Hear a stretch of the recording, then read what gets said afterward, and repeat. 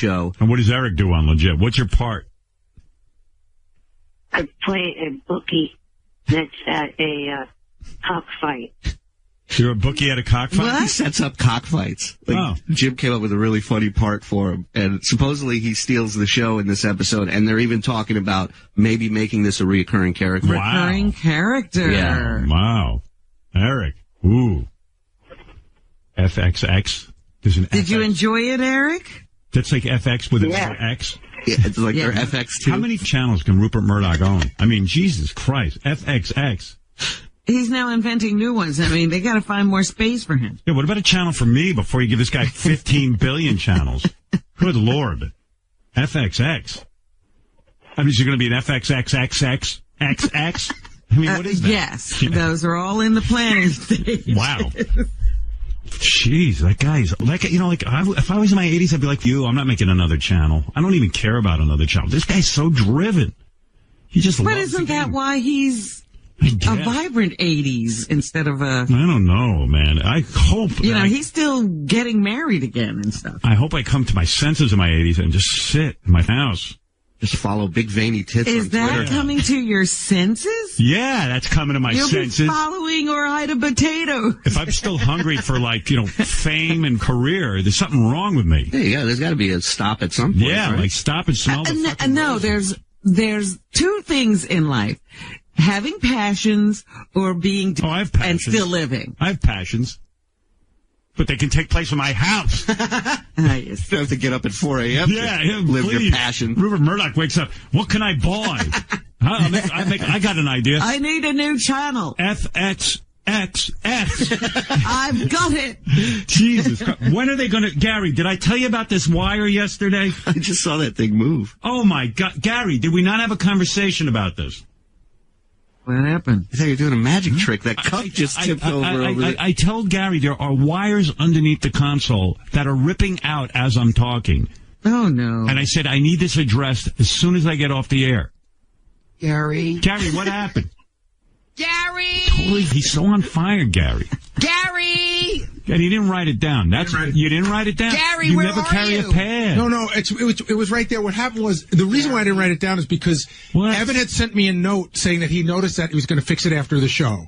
Gary. See, I can show you the note, Howard. Gary, please. I know, I got it. Gary, I'm going to tell you something. I love you. And I don't mean this as an embarrassment to you, and I'll say it quickly. Gary. You should have a pad, a legal-size pad. But I could. It's Howard. And you write it down, and at the end of the day, you go... It's not, Howard, it's not a matter of writing it down, because I really thought Evan had it because he had sent me the note. Otherwise, I would have written it down. Look at this. He's not listening to the second part of what you're saying. What's coming out Robin, of the wire? I would have written it down. I don't need to carry a pad. I always have stuff with. I always have something to write on with me, and I would have written it down. You didn't hear the part where Howard said, at the end of the day, you would have looked at the pad and said, did this get done? Gary. Okay. That's how you work. It's called a waiting for list. Gary! I don't want to embarrass him, but Jesus Christ. Well, I didn't. Gary! What am I supposed to do? I'm ripping apart the console with my feet. I told him yesterday. And I see he doesn't write it down. It drives me crazy. And I go, well, I don't want to embarrass him, so I won't say anything because he retains it.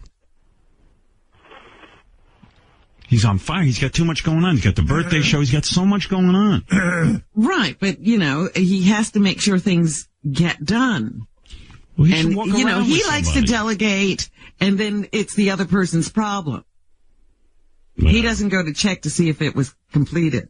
No, that's the part that's missing from his executive skills. But he gets mad at me when I point that out. Gary. See, I have lists. If I tell Gary to do something, you think I rely on Gary to do it. What I do is it goes, in waiting for it says, I'm waiting to hear back from Gary on this. If I don't hear back in a day, I go, Gary, what happened? Right. You can refer to it again. Yeah. I'm so organized. Once you ask for it. Oh, once I ask for it, I'm not going to, what do you think? I ask Gary for 50 things a day, so I just write them down. But Gary loves to delegate. Yeah. That's the name, delegate. I think that's... No, but he didn't even get to the delegate. He didn't get to the delegate. Really, how would you know what I like to do? When do I see you? Oh, my God, Gary, we're just having fun here. You know nothing about my life. You're not even here. You don't know a thing about me. Gary! We're just having fun. Stop listening. That's have fun at your expense. I got a couple of fun ideas. Just write it down. Well, they haven't come up now, Gary. Gary's on fire. Sometimes he just interrupts me when I'm talking. Like, Gary! he just wants to move on to the next thing. I don't want to pick on Gary. Leave him alone. Gary. Just if someone could fix this wire, because I'm actually going to take us off. Gary, please, I'm not talking to you. No, I'm saying it will be fixed. It was fixed. Thank you. It was fixed yesterday, and it's down again. No, it wasn't. It was not fixed yesterday. No, ask Evan. It was not fixed yesterday. There's no way it was fixed. It was like this morning when I walked in. It wasn't fixed yesterday. Ugh, the show always gets ruined with stuff. Organizational stuff. Are there just loose wires under there? Or is there something covering the wire? Well, I've had this before. You can't have wires just hanging on the floor. My feet, I get caught in them, and I pull. Yesterday, when I was interviewing John Goodman, in the middle of the interview, you see, what is that, a clock or some shit? It's like, I don't, it's a cup with something on it. I think a camera. It's got a camera. My foot gets caught on the wire, and the whole thing goes flying off. Like, it looked like a tripwire in a jungle. Like, all of a sudden, the cup moved. What is that thing? I think it's a camera. Oh, yeah. It's all, look at it. Look, it's taped to a cup. It's a camera taped to a cup. I don't even know what the fuck that is. What a radio show. Camera. It's like MacGyver built a camera. I got a camera taped to a cup, so like I'm sitting here and I'm going, I'm talking to John Goodman. It's like, wait, here I go. I thought they were ghosts in the studio. Yeah, I go like this. I go, look. I'm like, oh yeah, and I'm talking about him. I'm interviewing about Roseanne. And then all of a sudden you see this fucking camera moving. It's like Poltergeist. Yeah. I'm going, hey John, I have superpowers. Watch. And I made the cup move. Oh my God. There's a cup with, we don't have a stand for the camera, so we balance it on a cup. And then when my feet hit the wire, the whole thing comes tumbling down. It's like something Eric has set up in his room. Eric's got better equipment. So why did you call in for 2 days? Because you want to know what? That everyone that legit is going to air? Is that it? And that he's alive. And that he's alive. Okay. Thanks, Eric. What? I got to go. We've run out of time. Gary, can you did a bunch of that'll let me finish? What? This is big closer, Howard. All right. Go ahead. Close it up. Besides me being in the episode of Johnny Jr.'s girlfriend, and Jan also made it in the episode. All right. Thank you, Eric. Oh, please, right. Eric. We can't wait to watch it. All right. Take it easy, Eric. Jim Jeffries said Johnny Fratto's part, they wanted him to play a hitman. And he said when he saw Fratto, he thought, this is awesome. We don't need any makeup or anything. Right. No wardrobe. No, he sort of looks that way. Johnny's now legitimate. By the way, Johnny is legitimate. His father was in the mom, not him. Right. Right. Let's make that clear. Just because Johnny walks around in tracksuits all day. Right. Doesn't mean anything. All right. Thank you, Eric. Can I actually also say that I was kind of on 2 different shows while I was down in L.A.? No, I got to go. All right, Eric. Thank you. This promotion of yours is killing your whole career. Yeah, I got to go.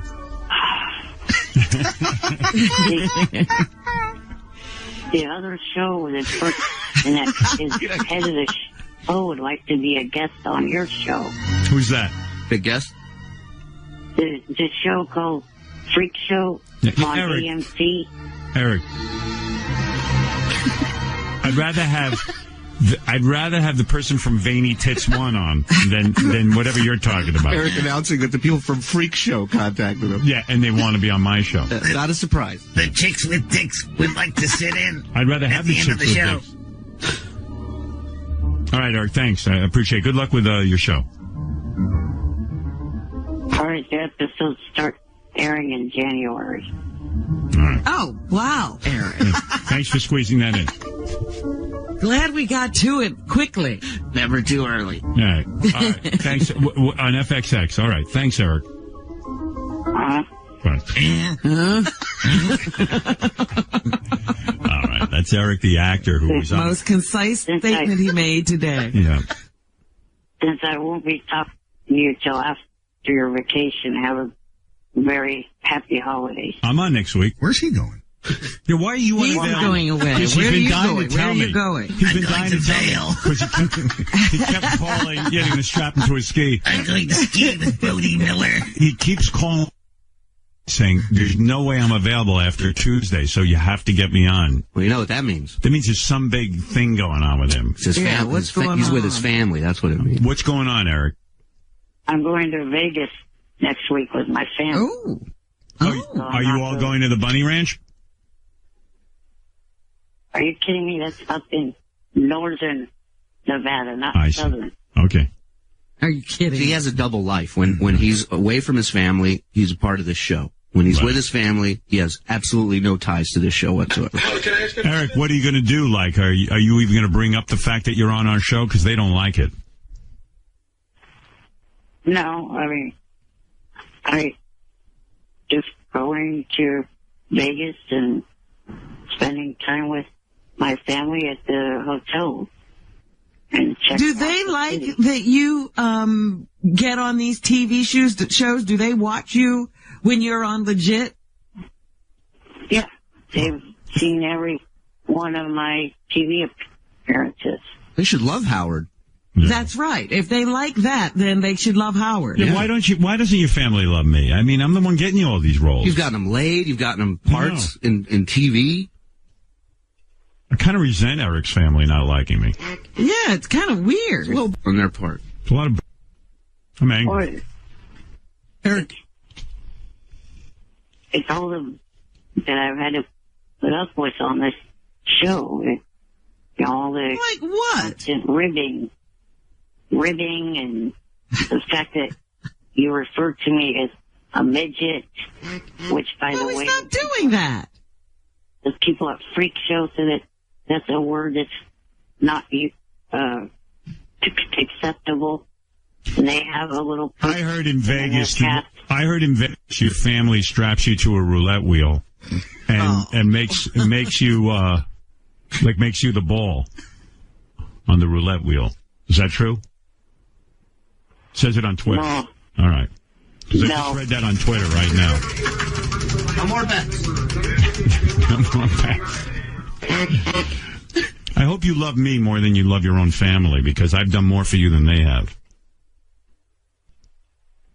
Well, aren't you full of yourself? Yeah, I am. I've been nicer to you than anybody on this planet. And I hope you tell your family that, my friend. Yeah, you should defend Howard. What are you doing hiding him like he's, some girl from across the tracks? Yeah, exactly. Believe me, I'm your real father. Should hide veiny tits, not Howard. Right. Howard, you should Right, be proud of yeah. Howard. hi, I tater guess they tots. don't like veiny tits either. Right. Probably doesn't even follow me. Can I ask Eric a quick question? If you're going to Vegas next week, how come you're not available tomorrow? Because I have a dental cleaning. The whole day is going to be the dental cleaning? It's a 3-hour time difference, so you're not getting a dental cleaning at 4 a.m, are you? No, but I don't want to go to the dental cleaning with a lack of sleep. Why? What is it that you need to give them at the cleaning that you can't sleep through? I'd like to keep my mouth open, but I'm too tired. Anyway, it doesn't make sense. It's just, I would like to go to the dental cleaning completely rested. All right. I bet you he likes the dental assistant. Eric's a lot like my mom. Like, she does one thing a day, and she likes to be... Like, my mom's like, I have to get my rest. I'm going to the doctor. And I'm like, well, what's, why do you need more rest? Yeah. Well, it's very stressful. I'm telling you, he likes the dental assistant, and he likes to be awake for her. Wants to look his best. Well, probably is at perfect tit level. It says on Twitter that Howard Stern is your real father, Eric, and that I had with a tater tot, and that's how you were born. Is that true? No, it's not. All right, to all people listening on Twitter, that is not true. I'm just trying to save you time. In all fairness, Howard, we won't know 100% until we hook him up to a lie detector. Right. Where you will take a lie detector to prove that I'm not your real father and that I had for the tater tot? Yes. All right. Good. And chicks with dicks? You're willing to... Are you willing to take a lie detector to prove that you're not into chicks with dicks? At all. Yes. All right. Just went off. All right, Eric, I got to go. Good talking to you. And have a nice family in Vegas. Merry Christmas. Thank you. All right. There you go. Bye. Unlike you, I'll be hearing from him all day. Yeah, I know. He's our... I can't even hang up on him. Oh, really? Yeah, hang up. There, okay. His whole life is our show. Yeah. You know, and like he's calling you all weekend. And then when he gets around his family, he's like, hey, Howard Stern, you know? Oh, if I need something from him and he's around his family, I'm for even reaching out to him. Right. You know I'm with my family. Right. Oh, yeah. What does he have? Does he have brothers and sisters? Yeah. Are they normal size? His brother's a firefighter. Yeah. No kidding? Yeah. Jeez, that's it's like, I would be so upset if, like, my brothers and sisters all had normal height and I was the one who, like, got all fed up. Just sucks. Yeah, but what can you do about it? Well, you can be a bitter, angry little guy. Right. And it must be hard for his brother, too, because his brother's like, why was I spared that? And, like, and he must feel, like, guilty, like, in a way. Like, oh, wow, my brother suffers and I've got to... Yeah, I don't see that. He's a firefighter. He's probably getting laid left and right. Yeah, but I'm just saying, I mean, he's got to be some sort of emotional guilt there, too. Like, oh, man, why me and not him? And this whole... But it isn't his fault. Right. Why should there be emotional guilt? It's not a question of fault. It's what people live with. They see their brother suffering, and they're like, wow. It's like Elvis. His twin brother died in utero, but Elvis always felt like, oh, man, like, why did I survive and my twin brother didn't? First of all, his parents shouldn't have even told him he was a twin. Yeah, I mean, you're basing your theories about all people on a real nutcase. No, I'm basing my theories on real psychiatry, that people walk around with all kinds of guilt. Not people, rational. Some people. If nothing's not everyone, 100%. Okay? The point is that it's got to be very difficult on the family dynamic to have Eric that way, and then you have a healthy brother who's got to walk around, you know, feeling like, oh, wow, you know, I got everything my brother doesn't. What about the parents? And shouldn't they bear the guilt?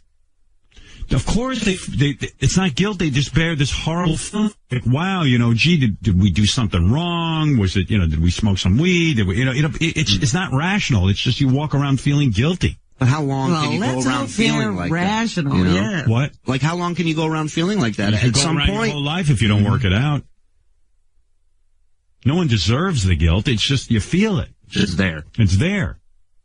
And lots of people do work through it. Maybe his family has. What are you so angry about this morning? Because I hate the generalizations that this Stop is it. He must be feeling. He could be. And he is, believe me. I know everything.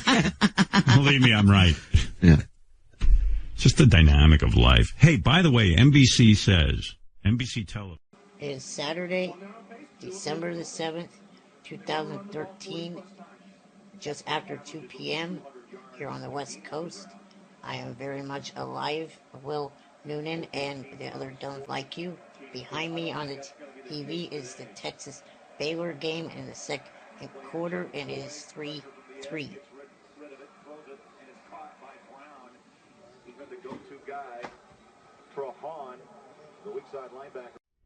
Where is Hansy? Hansy? Yeah, somebody made a great... You know, Hansy revealed that his real name is Imran Khan. Uh-huh. And this is when Hansy calls in, I got to play this. Imran Khan lives with his dad and mom. Imran Khan lives with his dad and mom. Imran Khan lives with his dad and mom. Smokes pot all day and he doesn't give a bum. He used to be Hansy, but that's what he used to be. And you know from now on that his name will be Imran Khan. Fred, if he calls in, play that, will you? Got it. All right. Imran Khan. Funny. Love that his name is Imran Khan. So that's Psych, by the way. Good job, Psych. What a talented guy. Eric the actor, you're on the air. How are you? Good morning. Morning. Happy belated birthday. Oh, thank you. Thank you for letting me be a part of your show for the last almost 12 years. Wow. What's going on here? Hey, are you okay? What do you need? You must want something. Ticket. Yeah, he must want something. Well, I just wanted to get that out because the fact that because of Johnny's slow work, I am not going to be able to attend your birthday bash. What did he say, Robin? Because something of Johnny? about Johnny's slow work for preventing him from attending the birthday bash. It's always somebody's fault. Eric, what about your fault for not coming to the birthday bash? Why is it Johnny's fault? Johnny's got a family. Well, because it's always the manager or agent that's supposed to be able to know what the client's needs are, and he should have. Have you ever paid Johnny any actual money? No. Yeah. Hey, Eric, can I get what you pay usually managers get paid. Yeah. Eric, can I ask you a question? It's Gary. Sure. Remember you and I had a really nice conversation off the air probably around second week of December? Actually, it was right before Thanksgiving. Okay, so even earlier. November, yeah. And I said to you, hey, we might be able to bring you in for the birthday show. I want you to be comfortable. Tell me what it is you'll need, and we'll see if we can work on it. Then you emailed me back yesterday and said, what's going on? But you had never contacted me to tell me what you needed. Yeah, how's that Johnny's fault? Well, because I put it in Johnny's court. No. And for him to do. Well, you know Johnny's busy, and you know that Johnny's not really your manager. That's kind of shtick for the air. And if you really wanted to be there, it's fine. Believe me, Eric, we'll do fine without you there. And I actually feel sad for Eric because the staggering list of celebrity of guests and musicians and comedians and television film performers that are going to be there is pretty amazing, and they all probably want to see Eric. But, he would have loved it. Yeah, I think Eric would have been in all his glory. It's a shame. I was really trying to work with him. I wanted to get him there. We had he even said to me, I think this is the first time you and I have ever spoken off the air and been civil to each other. Right. I was like, great, let's do this. But he dropped the ball, and now he's feeling sorry. But with Eric, to get him somewhere, you got to get oxygen tanks. You got to reserve space for him on an airline. We knew all this. We said, Eric, tell us what you need. We'll get you in. And listen, he would not tell us. So that's it. Eric loses out. Eric the actor could have had a big weekend. Super Bowl weekend, New York. Yeah. You dropped the ball. Hopefully, if everything goes right for the 49ers, my friend Adam Snyder will be there because he's an offensive lineman for the Niners. All right. Eric, thank you for the call, and good luck in Sacramento. Thank you. That's Eric the actor, right. Everybody. Okay, there he is.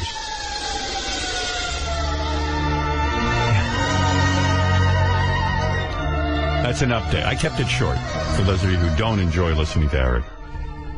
Just another glimpse into the little guy's life. He blames Johnny Fratto for him, and I know Eric's upset that he's not going to be at the show. But he really only has himself to be upset with. Am I right or am I wrong, Robin? You're absolutely right, but I'm still flabbergasted about the tone at the beginning of the call. Yes. He was so nice. Well, that's when he was leading somewhere. I didn't want to ruin it by listening to where he was going with this. There you go. I'm thrown. James, you're on. Let's see. Eric the actor. Good morning. Hello, Eric. Let's see. Maybe the phones are on. Eric, you there? Oh, there we are. Okay, there we got him. Okay, Eric, go ahead. I'll give you one thought of the guy's name. Maybe he was a very handsy person. What do you mean? Hands-on, touching a lot. I doubt he was hands-on. He stays in his house. Yeah. But the reason why I call it because I'm annoyed with both Johnny and Gary. All right. Because of the fact of the two of them did not communicate well to end up getting me through the birthday bash. Yeah, you're going to miss a big party. Yeah, this would have been right up your alley. I mean, with all the celebrities that are coming. And, but I got to tell you, Eric, you're one of those guys that really does blame everyone for their horrible situation in life. You should be more handsy on. Like handsy. You should be more hands-on. Eric, this is 100% on you, because you and I had that conversation. You never said to me at the end of the conversation, hey, Gary, call Johnny and work it out. I said, get back to me and tell me what you need, and you just never called me back. Well, you could have checked in with me. I didn't want to be annoying. You know what, Eric? I got to tell you. You are annoying, though, because... He's always annoying to people who don't want to be annoyed. Gary has but an appropriate phone call he won't make. Gary has a huge job. He really does. And my hat's off to Gary. If I wore a hat, I'd take it off for him. Because, he's got a lot of responsibility. I call him 50 times a day with stuff to do, and I'm just one person calling him. I mean, he's got a million things to do in his job. And he said to he said to Eric, call me and let me know what you need. Right. Now, you couldn't be any more giving or present than Gary is. And you dropped the ball. What do you want Gary to do? Chase you around all day looking for you, Eric? Call you? Over here. I really want to get you to this party, Eric. Help me out. You're like a needy woman. I didn't want to be an annoyance, bugging him. Oh, stop it. Since when don't you want to be an annoyance? You bug the shit out of people all day. Eric, you will leave me tons of voicemails and email me ad nauseum for something that you want. And we had a nice conversation. You and I even agreed. You said to me, I don't know that we've ever spoken off the air and been this pleasant to each other. I said, I would really like you to be there. Tell me what you need. And what did you do, Eric? I didn't, but I... Well, so then whose fault is it? Whose fault is it that you're not coming to the birthday show? I was trying to play it cool for once. Play it cool? Well, why would you... there you go. Now you're cool. Well, you're the coolest. You're almost... Because you're not showing up. Yeah, a guy calls you up and says, Eric, what do you need to get to the birthday show? And you don't call back. That's it. Over. The other reason why it is on Johnny's head is because he found a company that wanted me to be there. And he should have gotten... Everyone should have. Everyone should have. Because he has these presents from this company that wanted me to present them to you. All right. Can I just say one more thing? I got to move along. Yeah. What is it, Gary? Eric, and again, I'm not taking a shot at you. What do you like? In other words, you have nothing but the entire day to plan and do these things. There's nothing else on your plate but figuring out how to get here. Right. You had one thing to do. One thing. I don't have the right connections to get... You don't have it. Stop. Eric, Stop. You would have called me back and you would have said, listen, Gary, it needs to be me and a handler. You'll have to call the airline. And in fact, we even talked about how he doesn't like to fly. But you know what the other thing Eric does? He does this thing where he holds off. Like, you guys want me there? As soon as you say, hey, Eric, we'd like to have you there, then it all of a sudden becomes a big, like, you guys want me there. Am I getting paid? Am I this? Am I that? I know what was going through. So I'll tell you, this is the real story. You want the real story? This is how Eric thinks. I'm right in Eric's head. Oh, Gary called about some birthday show, and this is when the birthday show, no one was clear what it was. They want me there. I'm going to, in other words, he passively aggressively wants to sort of bust your balls now that you want him to do something. I have to see. I'm not going to that. I remember. See, I expected that's what it is. And now all of a sudden he realizes nobody gives a fuck if he's there. He would have had a good time. It would have been his big night, because to all these big celebrities who listen to our show, he would be a celebrity. They'd all come over to meet him. Jimmy Kimmel really, really wanted him there. Yeah. I can tell you a couple other people who are going to be in the audience who are huge names. Academy Award winners who wanted to see Eric there. But Eric's not going to meet him and hang with him. It would have been the night of his life. You missed out on the night of your life because, you know what? You're being coy. You always think we have some agenda. You always think you can get something. You should have hopped all over it. Said, Gary called, wants me to go to the birthday show. I'm going to begin telling him what I need. I thought the call back to me was going to be, I need 2 tickets because I got to bring a guy with me, and you have to order me some oxygen tanks, and I need to get it a day early because my back hurts when I fly, and that's all I wanted and to know. And we would have done it. Yes. But did you get any call, Gary? No. 0. Wow. And that ain't Johnny, that's you. In the meantime, Eric, let's be honest. I got calls from you about other stuff. Right. Just not during this time. Yeah. Yeah, and he was a pain in the ass. I got voicemails about how he's mad at this one and that one, and but never about coming to the show. Yeah. Yeah, Eric, come on. I guess you really didn't want to go. He didn't. He didn't want to go, and now it seems like, I should have come. I wanted him to come. I wanted it to work. Me too. I think it would have been great. You know what's sad about this? Eric would have had the time of his life. He's always doing this to himself, shooting himself in the foot. Tune in Friday night, Eric. You'll see the time of the life you would have had. This is like, Eric, this would have been like 10 WrestleManias together. Yeah, and you would have been a superstar there. You were one of the first people I invited. And look at how people are clamoring for these tickets. Gary, you didn't have to do a contest. What'd you say, Eric? Okay, Robin, I'm trying to tell something to Gary. Go ahead. All right.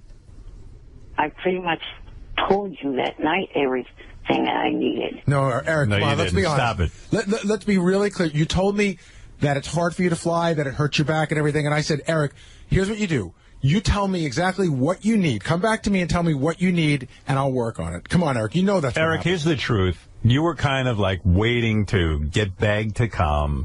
You thought you were going to be needed more than you're needed. You know, it's one of those things. You misconstrue your. You fail to understand your place in all of this. You're not. We can do the show without you, but we were extending a courtesy by having you there because we knew it would have been very special for you. And this is all on you because you could have gotten yourself there with our help. You didn't need Johnny. And now you're so upset about it, you refuse to blame yourself. You're looking for people to blame. Yeah. And I would hope you learn from this and say stop blaming others and take some responsibility. You had it all. We were going to give you the weekend of your life. Johnny is to blame. No, he's not. What? He's not. Well, you let me explain, and then maybe you will see. Gary called you, and you didn't call Gary back about it. It's as simple as that. That's it. All you had to do is just say, this is what I need. And by the way, saying that you told me what you needed that night is a big lie, Eric, because you told me what it took you to travel somewhere else, and you said, I have to think about it. In fact, you even said, I'm not sure... These are hard trips to make for me. He told me that he had gone to Phoenix to shoot something and that his back hurt, that it's tough for him to travel. It sure it is. And I think he even insinuated that he might have needed to get in a day early to sort of recuperate from the flight. I said, just tell me what you need. But you're not sure. But tell me what you need. Tell us you're coming and tell us what you need. Well, what's the difference whose fault it is? There's nothing we can do about it now. Yeah. What are we going to do? It is Johnny's, and let me explain why. Nobody cares. After I did this filming for legit, I spent 4 hours or so at his house.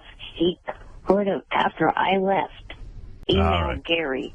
Okay. Everything in motion. All right, Eric. Have a nice day. Thank you for the explanation. And you waited and let it fall through the cracks. Right. All right, Eric. I got to go. Thank you.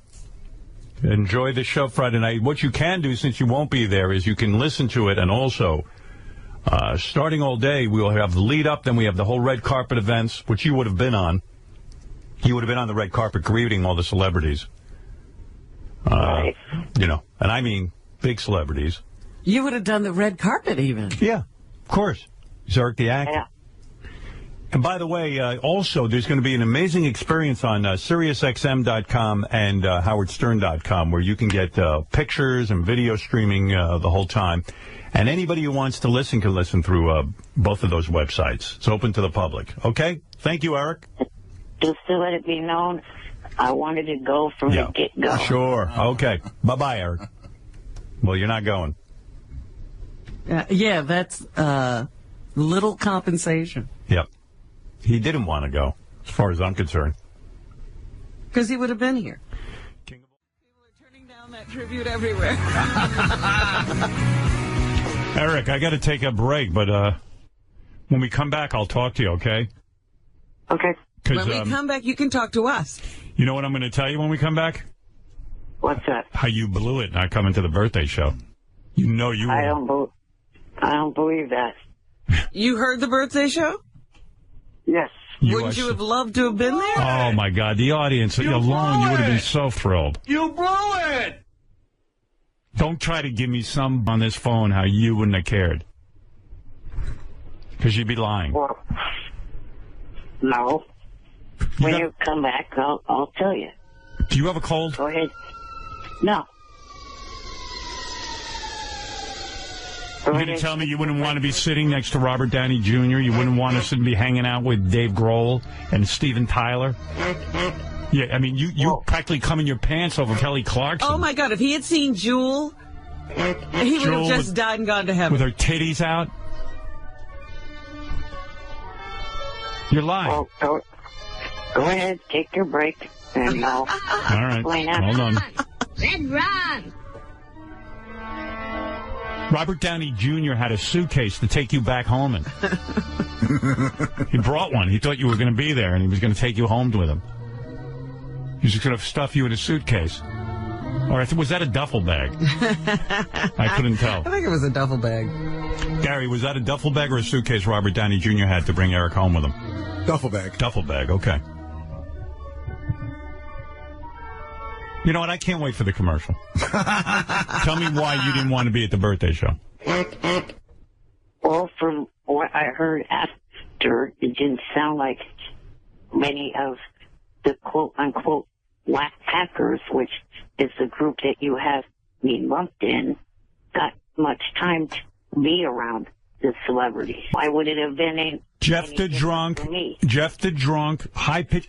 I got a picture of high pitch Eric on the red carpet, practically in coitus with Jewel. And Eric would have been sitting on the floor. That's right. Just so you know, the Whack Pack were up in a box. Except no. It wasn't Jewel. It was Heidi Klum he was hanging out with. Howard, the Whack Pack was in the box. Right. With the exception of Ham Hands Bill, who was on the floor, which is where Eric would have been because I couldn't get a wheelchair up there. That's right. You're in a wheelchair. You would have been sitting on the right-hand side of the stage where Steven Tyler and his daughter were sitting. That's right. You're just trying to rationalize why you felt so bad. I don't think I screwed up. What, you were happy? Well, let me tell you, when you were sitting home listening to it, you go, gee, I'd much rather be here than there? This is a guy who comes in his pants just to meet some third-rate wrestlers. Yeah. No, I do not do that. What, you don't come in your pants when you meet wrestlers? No, I don't. You get a boner, though, right? No, I do not. You don't get a boner with your baby cock? His Smurf dick. His Smurf dick? His Smurfy dick? You remember that call? That was good. What was that call again? Oh, so bad. Our old assistant called him, and they claimed to be from somewhere. And she's like, and she goes, rub your Smurf cock against the phone. That's my favorite call ever. Me too. Smurfy. No, she said Smurfy cock. No, your Smurf cock. Did she say Smurf cock? Yeah. I've listened to that phone call 1,000 times. Me too. Eric, do you hate that phone call or do you like it? Hate it. Okay. He doesn't like anything. He doesn't like. Who was she pretending to be again? It was like. I think it was the blonde from. Oh, she was trying to. Yeah, the one he was in love with, not Carrie Underwood. Who was the one that he? No, it's Carrie Underwood. No, it was Deanna DeGarmo. Yes. DeGarmo was that one? She was like, hi. Eric. No, it wasn't. God, you claimed to listen to 1,000. Who was it again? Not even getting it correct. Who was it? It was Carrie Underwood. Yeah, I thought it was Carrie Underwood. Oh, yeah, that's not the part I listened to. Hi, Eric. This is Carrie Underwood.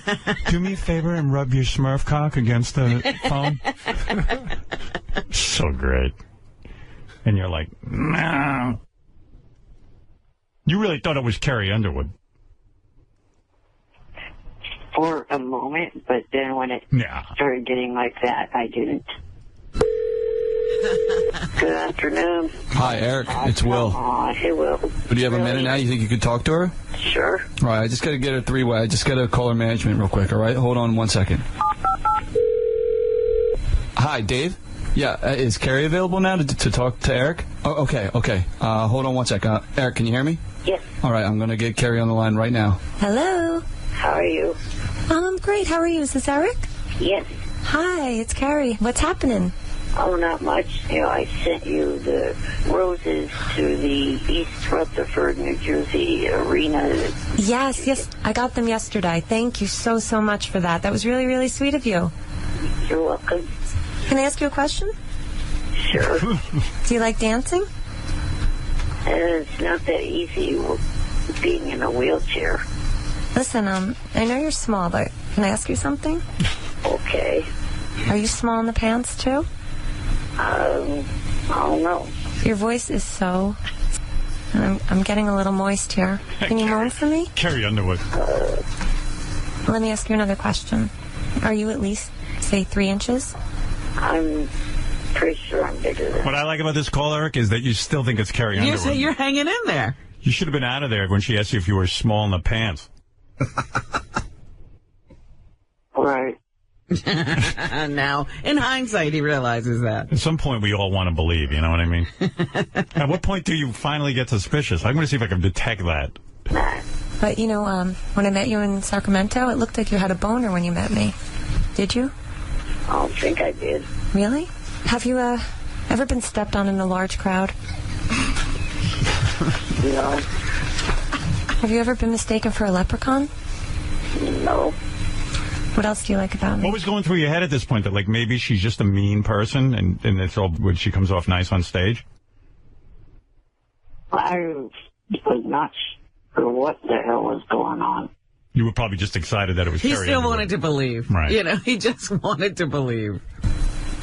Oh, you got a really pretty voice. Can you start rubbing yourself, Eric? What? Hey, midget. You troll. The show's in Uniondale tonight. Oh, my God. Eric, take off. Wow. Yeah, the show's in Uniondale tonight. Fuck me, midget, you troll, and you go, your show's in Uniondale tonight. What the hell? I don't know whether to get excited or insulted. How could you say to her, your show's in Uniondale tonight? Because I was trying to get off the topic. I say, you're trying to switch up. Change the subject. All right. It's true, like, this is his dream date, and she's coming on to him, but in a weird sort of leprechaun, Right. And insulting. she's not really looking for him to be a long-term boyfriend. commitment. Yeah. It's some kinky thing. I just wanted to try him out. But if you think she's the real Carrie Underwood, why not just stay on topic and go with it? Because I wasn't, at that point, wasn't thinking it was the real one. Ah, right. Sure. Then why didn't you just hang up? Because he thought it was Carrie Underwood. Let's continue. Your diaper and jab me with that shrinky thing. Take off your diaper and jab me with that shrinky ding. Let's hear what he says to that. I don't wear a diaper. Oh. Are you up for going on a date? Yeah, definitely. Yeah, but would you be? Probably not on the first date. Why wouldn't you? Him being hard to get. Dude, why wouldn't you Carrie Underwood on the first date? I don't know. Are you out of your mind? You went down to the bunny ranch with those chicks. Why wouldn't you Carrie Underwood? I probably would. Of course you would. So why are you telling her you're not going to... She's like, take out your shrinky dink and put it inside me. Shrinky dink. Take off your diaper and give me that shrinky dink. I got to give somebody the Academy Award. Who fed her the line shrinky dink? Do me a favor. Repeat after me. Deplane, deplane. Why? Because it turns me on. Deplane, deplane. Say it. The plane. Oh, boy, was he in hook, line, and sinker. I can't believe you pretended to be Hervé Villachez for Carrie Underwood. Have you no dignity? He won't even do it for us. All right. Are you crazy over there? No. You think Carrie Underwood's going to ask you to say deplane, deplane? No, no. Yeah, well. But he was in the throes of rapture. Yeah. Faster, baby. Come on. The plane. Faster. The plane. Hey, Eric? Yeah. Do me a favor. Rub your Smurf cock on the phone real quick. Why? Because I want you to. Smurf cock. Why? Yeah, that's a good question, actually, Eric asked. Why? Why should I rub my Smurf cock on there? Just take it out of your pants and rub it against the phone. Take it out of my pants and what? Rub it against the phone. Repeat their instructions, please. I don't believe my ears. I think I hear it, Eric. Is that you? Are you doing it? I did it. Do it again. Do it again. I can't believe you're rubbing your Smurf cock against the phone. I didn't even really know that Smurf cock. dumb? Why would I do that? I wouldn't ever want to use the phone again. Oh, please. Why wouldn't you do it? Because you're doing everything she says.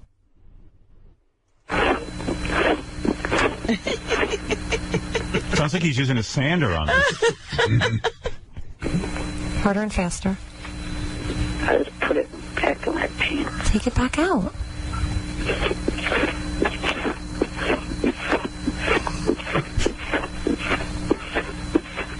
Oh, my goodness. Does the phone smell like dwarf cock?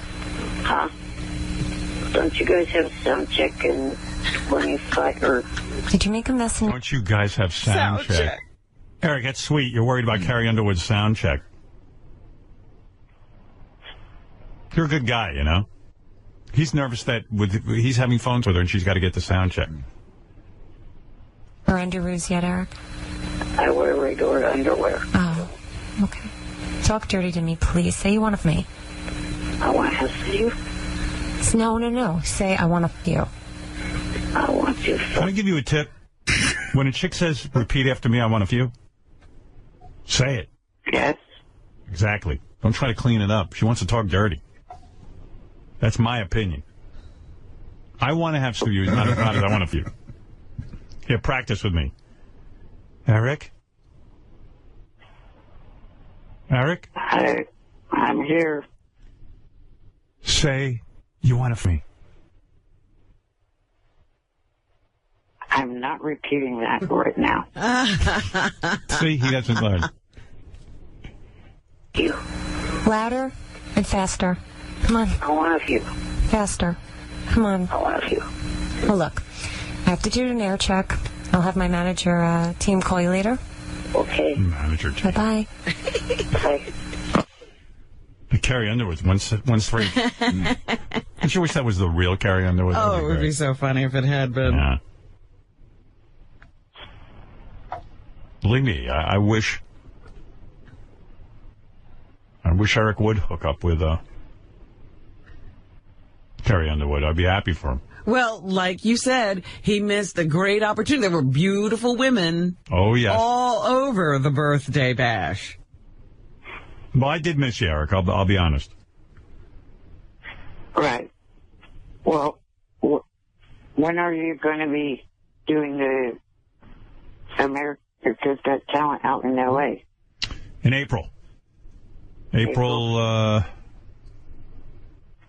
geez, I'd have to look at the calendar, but April. Hey, Gary, you know when I'm going to L.A. for America's Got Talent?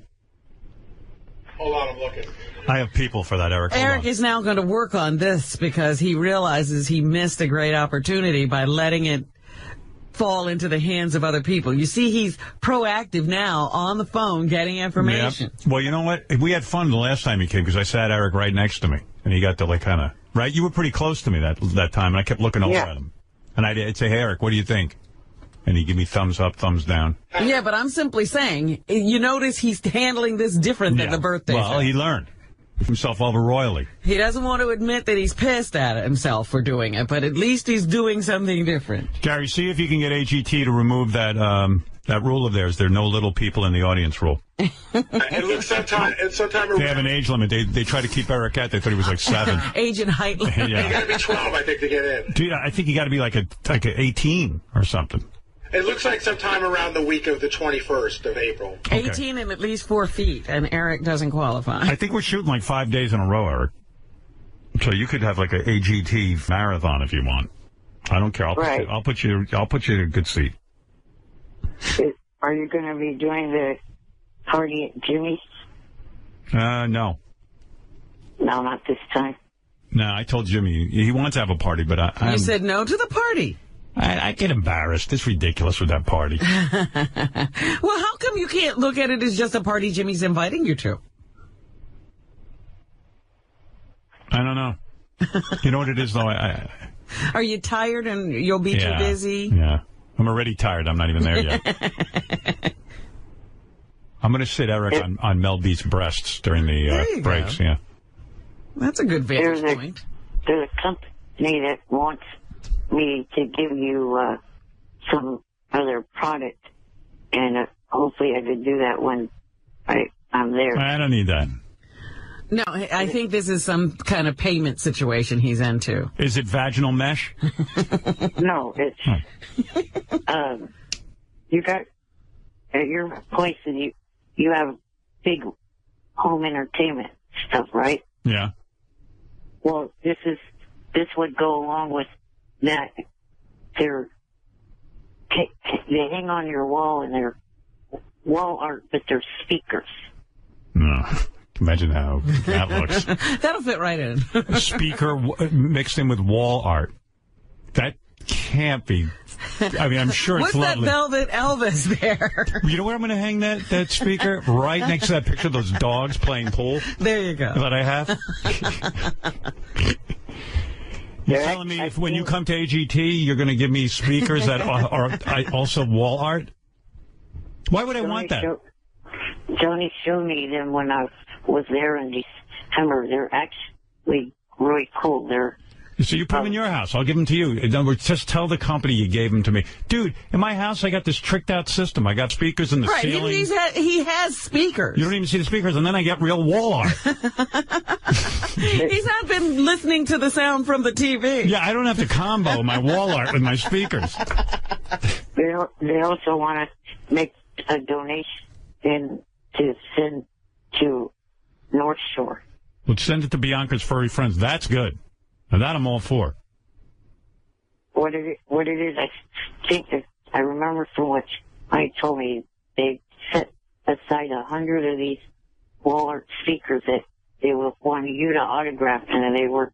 I'm not going to autograph them. Oh, dear. No, he's making all kinds of deals for you. Yeah, Eric, do me a favor.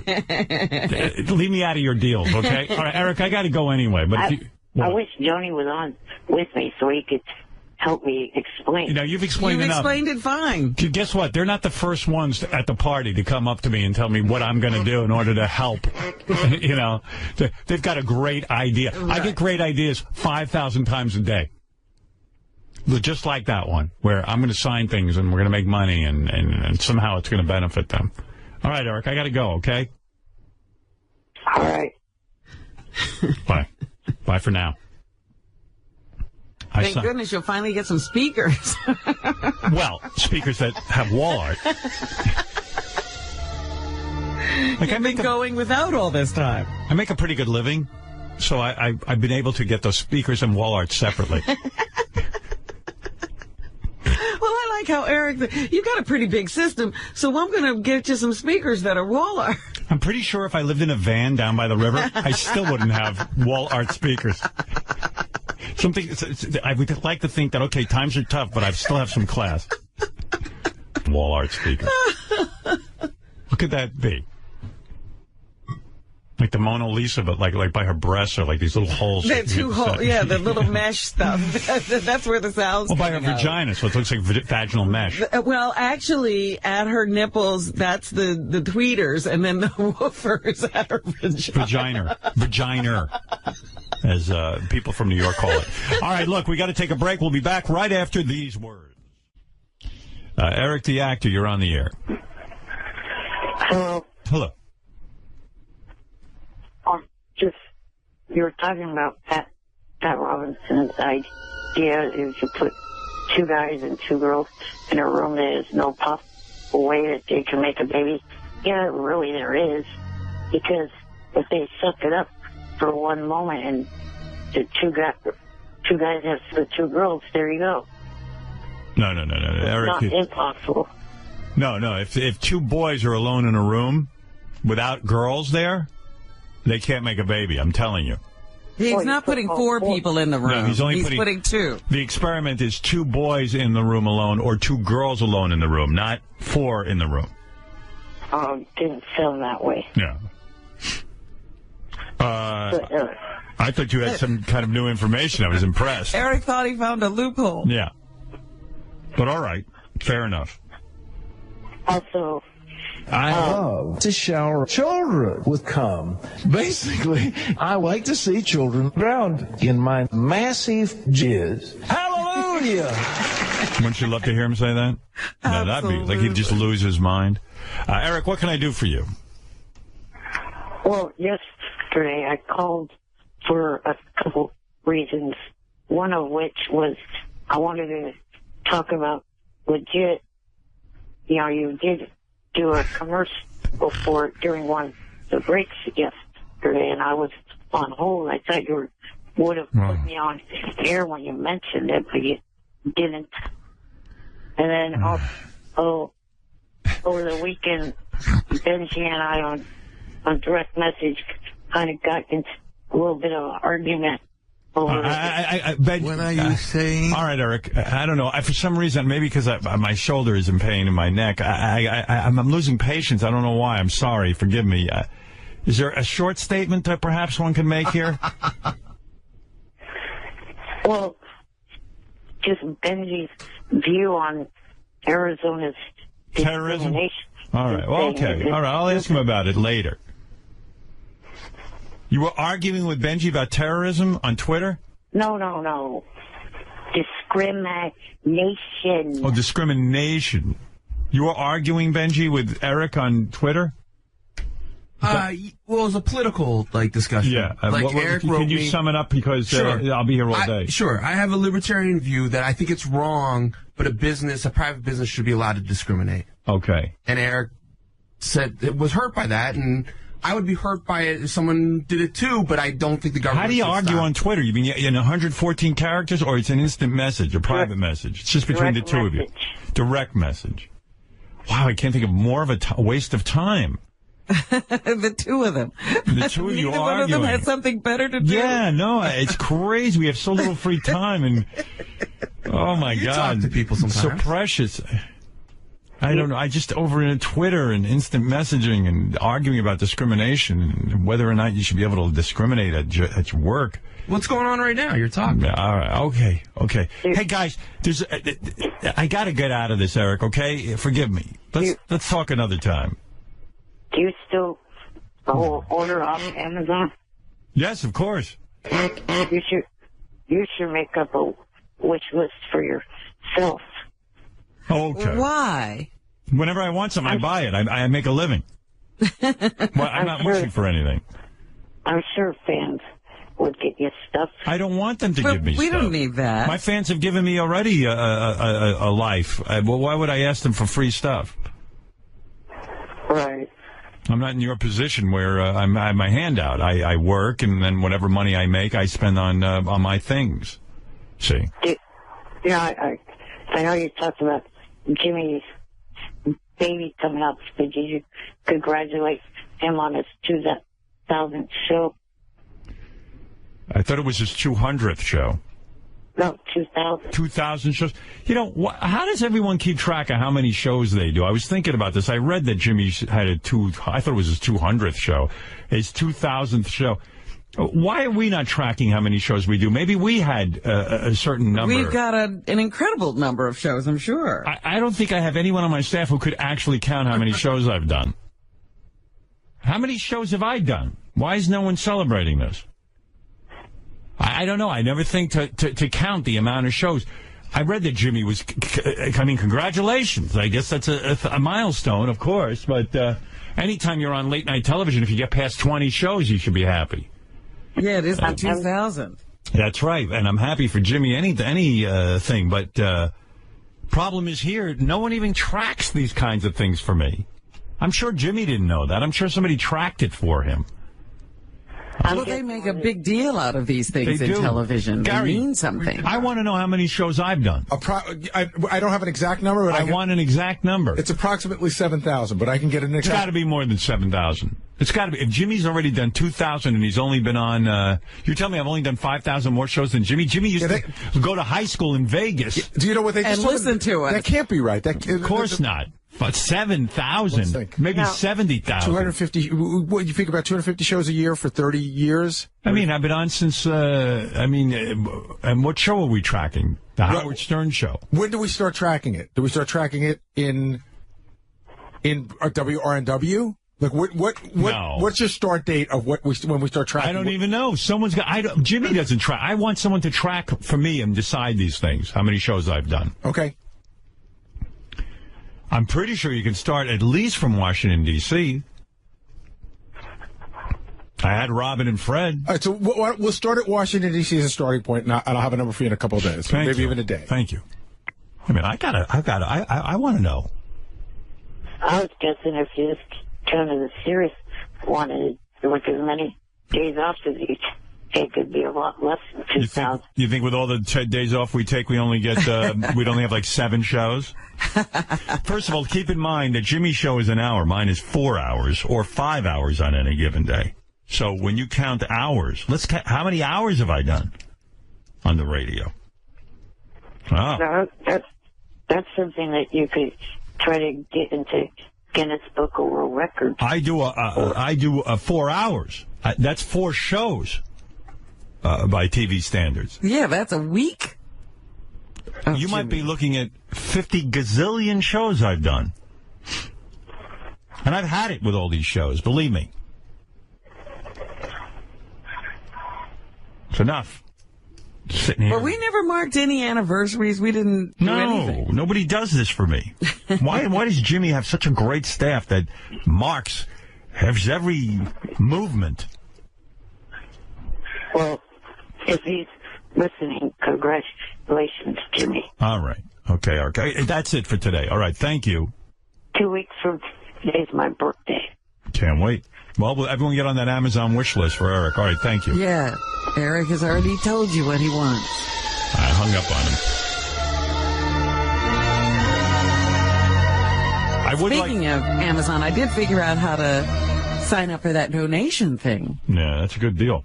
Yeah, so I put in North Shore Animal League. Some guy yesterday, I never read it on the air, wrote me an email saying, would you stop shilling for Amazon? And I didn't even know what to say because I thought it was funny that I'm not shilling for Amazon. They're not a sponsor. I just thought it was funny that I finally discovered Amazon when everyone in the world has discovered it 20 years ago. And that's what I thought the humor was. But hey, by the way, I will mention that on our website, howardstern.com, there are many interesting things, but one of them is Eric, the actor, blogs on there, evidently. I just found that out myself. He's a frequent guest on the radio show that John Lieberman does at 4:45 every day on Howard 101, and then I guess somehow, I think Jason said to Eric, the actor, why don't you blog? And so he began blogging. I think he's on Lieberman's show tonight. Are you on tonight, Eric? Yes, I will be. Yeah. It's funny. The blog is like, it looks like it's 5,000 pages. Uh-huh. Because he sends it to us, and it's all like, it's like very tightly typed. You know what I mean? And it's dense. Very closely spaced. Yeah.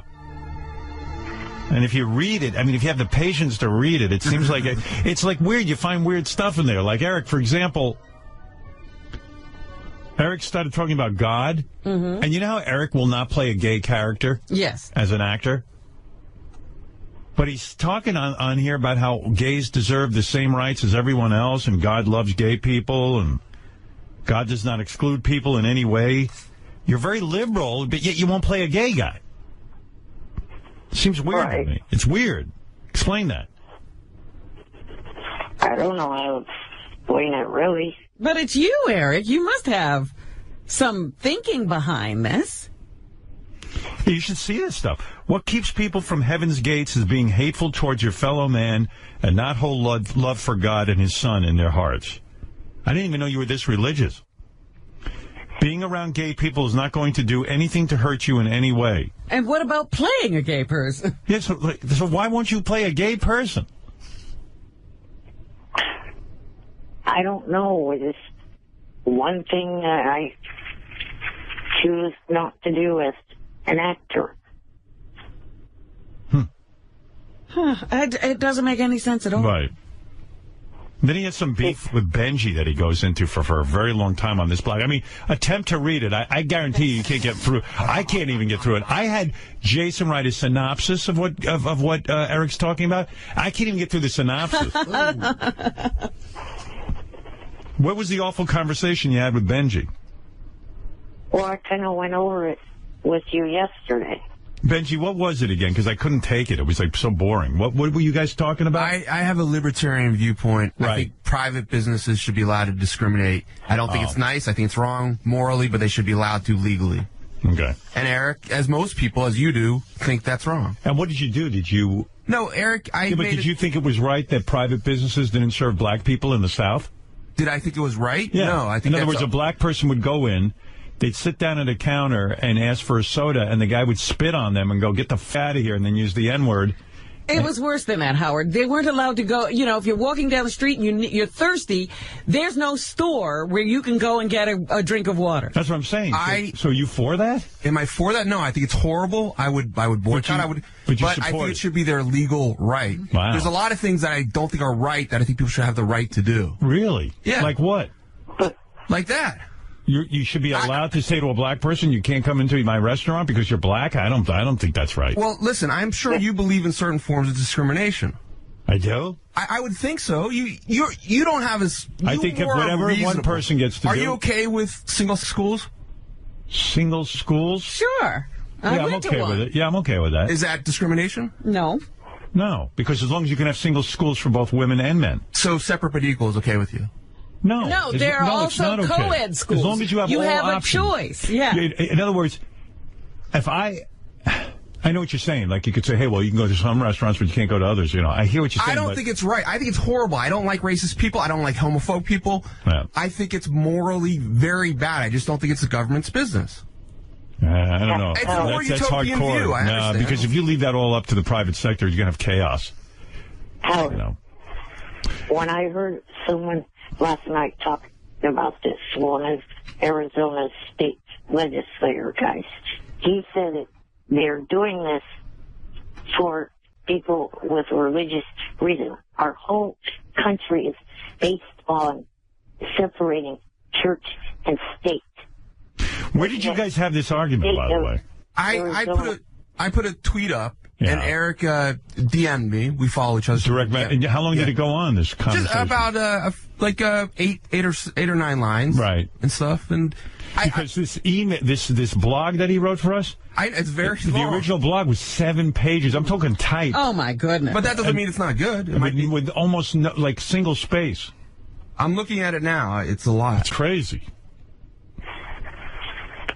It does a lot. Hey, I'm going to get to Sam Champion anyway. I want to talk to him. Howard, please, it does a lot to debunk what people think of me. And then also, tonight is second season of Legit on FXX with Dr. Drew on as the guest, and I will be on there in about 9 weeks. Okay. Yeah. Eric's promoting his appearance 9 weeks from now on Legit. What is it, Jason? I'll keep that in mind. Marking my calendar now. I just want to say the way we put his blog, and thank you for doing it, Eric. It is actually, you put a lot of work into it. Yeah. But I just put it in the same format that we got an email to us, so people could see. What it's like. This is the way he right. I didn't make it himself. Easier to read or anything. By the way, officially the internet just exploded because they ran out of room because Eric's thing is so long. When you get this, do you actually read every line of it? Because you have to, right? Yeah, I printed it out. Yeah. And How long did it take you to get through it? The whole first segment of the show, so the first hour of the show, wow. I was reading and highlighting. Wow. And I had to put, he doesn't say anything bad in there, but I definitely put a disclaimer that these are Eric's opinions and not ours. Is there anything in there that would shock us? Yeah, he had a weird line about, oh crap, I can't remember. Oh yeah, he attacked Scientology at some point. He called Scientology a fake religion. Why are they a fake religion and every other religion is real? Because just the way everything sounds when you listen to people that left the religion, like... Yeah, but you're religious. You think your religion sounds any more normal than theirs? Scientology's wacky, I'll give you that, but so is your religion. It doesn't matter what it is. It sounds more cult-based than anything. Hope? Or just cult. Oh, cult-based. Just ask Leah. You don't think the cult of Jesus is a cult? Just ask Leah Remini. All right. Hey, Eric, I got to go anyway. I got to talk to Sam Champion. Have you come up with a good way to replace our TV? I got to go, okay? WWE, He's got an eye. He's got an idea. The WWE Network. That might be a good idea to do with All you right. guys. Thank you. All right. Later, Eric. Let me worry about Howard TV. Anyway, go read his blog. See how make a game of it. Even if you get drunk, see how far you can get in it. I don't think you get more than 5 lines before you go, this. I got better things to do. Eric really thinks somebody has time to read 7 pages of his ideas? Well, we asked him to write a blog, and he blogged out. Crazy, yeah. He went blog mad. It looks like he emptied every thought onto paper that he ever had. All right, we'll be back with Sam Champion right after these words. All right. Okay. Eric, the actor, is on the phone. Hey, what is this guy Gonzo says that... Eric, he says that you're harassing him. I'm not harassing that dumb... Gonzo, what's the story here? Hey, what's up, Howard? No, Eric's been, like, direct messaging me, like, really mean stuff, like, over and over, like, basically harassing. What does he say? Like, off now, you pathetic, get a life. He said he's... Yeah, because, like, I heard some like, stuff that he was in jail and stuff. Yeah. And I was just... You're worried? Shut up, idiot. I've never even been arrested once in my life, you dumb sack. And there's, like, a campaign... You pathetic... It's... Well, there was everything you say about me is nothing but... And there was a campaign to... For little... Don't grow up. Well, there was... What about the campaign to save your butthole, Eric? There was a hashtag save Eric's butthole, and Eric... That's what got Eric upset about. You made it up, you retard. You made it up. No, Eric, I was really your supporter. Image for a little dump that needs to grow the up. You're the one that's messaging me. I'm not even messaging you. There is no truth to anything that you say. Why are you messaging? Why are you messaging Gonzo, Eric? Because he's making up pathetic shit about me. There's nothing that is ever going to happen to my butthole. Then why are you? Why would you direct message him? It's brain that came up with it. Yeah, and I wasn't even the one that came up with that, Howard. It was just like that hashtag was like in some of the messages that I put, but I wasn't even the one that wrote that. And Eric's taking all the aggression out on me. It's kind of unfair. So, well, I don't know. Eric holds you responsible for these butthole hashtags, which are obviously embarrassing. Well, I'm just trying to help Eric and make sure that he's okay. Drop dead. Jeez, Eric, that's pretty harsh. Well, Gonzo, is there something you want to say to Eric? That you try to tell him that you're helping him as rather than hurting him? You're not helping me one little bit, you little shit. Well, see, I don't know. Eric's just he always has this aggressive attitude towards me, and I don't get it. Because you're an idiot. How many hours a day do you guys direct message each other, would you say? Well, he doesn't let me direct message him because he doesn't follow me. So it's kind of unfair because only he can send this like vicious stuff towards me. Oh, because you follow him. One-way street. So I can't even defend myself. It's kind of fucked up. That's not even default to me. I have him blocked, but there's some little trick this little doing it, still allowing him to follow me. Gonzo, is that right? Is there a trick so that you can follow Eric? He blocked you. Nah, I think Eric's just living in his own head because that's not true. He just wants me. You want me to follow you, Eric? No, I don't. You little. I think he likes the attention. Gonzo, Gonzo, I'm curious. What do you do for a living that you have time to around with Eric? I work for. Well, I have a normal job, but I don't want to say. But I just, So it's like... it's like an 8 to 5 job. 8 to 5, but there's a lot of time spent with Eric, right? No, not really. No. I mean, Eric spends way more time on us than I think we do on him. Are you going to report him to Twitter for harassing you? No. Because I like Eric, but Eric he has some vendetta against me that I don't get. I just was hoping that we could, make a truce and amends. Well, what about that? Eric Gonzo offering the peace pipe, so to speak. Yeah, because I hate when Eric's give a fuck. You're not going to make peace with him. Fuck no. Well, him and others have also been harassed in my family. See, Eric, I think that's one thing I didn't do. I didn't do that, Eric. Bullshit. I swear to Eric, but I wouldn't do that. Gonzo Stern on Facebook. Gonzo Stern? That's not me, Eric, dummy. Like, why would I... Just because I use my name doesn't mean that that's me. So you're not Gonzo Stern? No.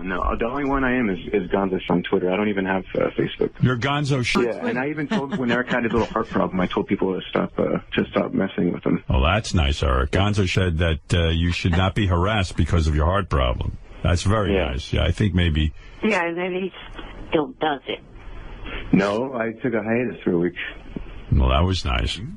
Yeah, and I don't even say mean things to you, Eric. I just say, like, hope Eric's doing okay, hope he's not in jail. You know, it's funny that Jeff the Drunk is on the other line saying that Eric is in it, but so is Gonzo. How do you get involved in this, Jeff? How do you know about it? Gonzo used to tweet me too. What's up, Jeff? And Gonzo's a douchebag. No, I'm not. It's okay because Eric's an asshole. What did I say to you, Jeff? Go drink your whoever did. Jeff, you're a little buddy there. All right, well, there it is. Jeff, thank you for weighing in on this. Eric and Gonzo, obviously, the peace pipe has been put out there. The dove has been, flying, but it looks like it's not going to happen. Eric refuses to make peace with Gonzo. He says too much... sorry. Well, he says too much has gone down, that's all.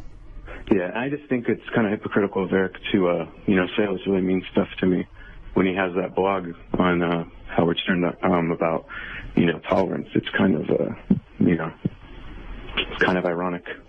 And by the way, Gonzo is not Gonzo Stern, for those of you on Facebook. Yes. All right. All right, boys. Well, thank you, Eric. Thank you, Gonzo. Thank you, Eric. Sorry it didn't work out. Okay, Eric? Please don't drop my call. I have allotted 5 or 6 minutes to this segment. I think you've had enough time, no? I just wasn't even what I called the fuck in for. What did you call in for? To give you some information on what you were talking to Adam about yesterday. A lot of times you like to go back to yesterday's show. It's so long ago that I don't even know. Yeah, who's Adam? Yeah, who is Adam?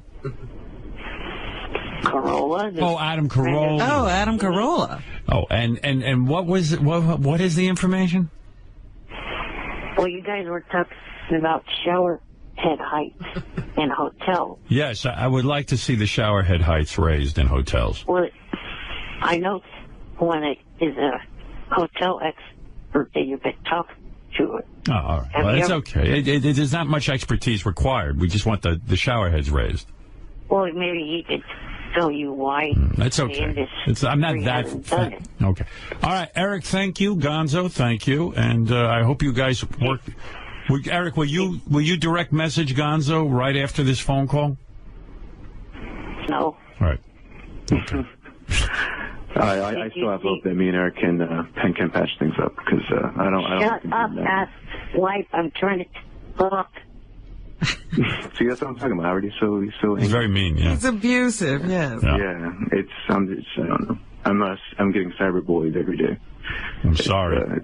It's rough. It's not fun to be cyberbullied. That's part I didn't know that Eric was a bully. That's a shame. Well, Eric is claiming he's fighting back. So. Yeah. Well, he's the only one fighting this battle. It's a one-way. Shut up, asshole! Let me finish saying what I want to say before I get hung up on. Okay, go ahead. Sorry. Also, last week, did you see Jimmy's Suit of the Loom? Jimmy Fruit of the Loom? No. Hey, Suit of the Loom. Yes, I did. It was fabulous. All right, Eric, I gotta go. I posted the links on my Facebook account to try to help this charity. Yeah, it's a good charity. Jimmy was moved. I saw the whole piece. It was very, very emotional. All right, Eric, thank you. And Gonzo, thank you. All right, thank you, Howard. Thank you, Eric. Later, guys. Bye. Bye. Bye. All right, there you go. It's Gonzo and Eric. They can't work it out, Robin. Sorry. It's just like the Middle East. It's like the Ukraine and Russia.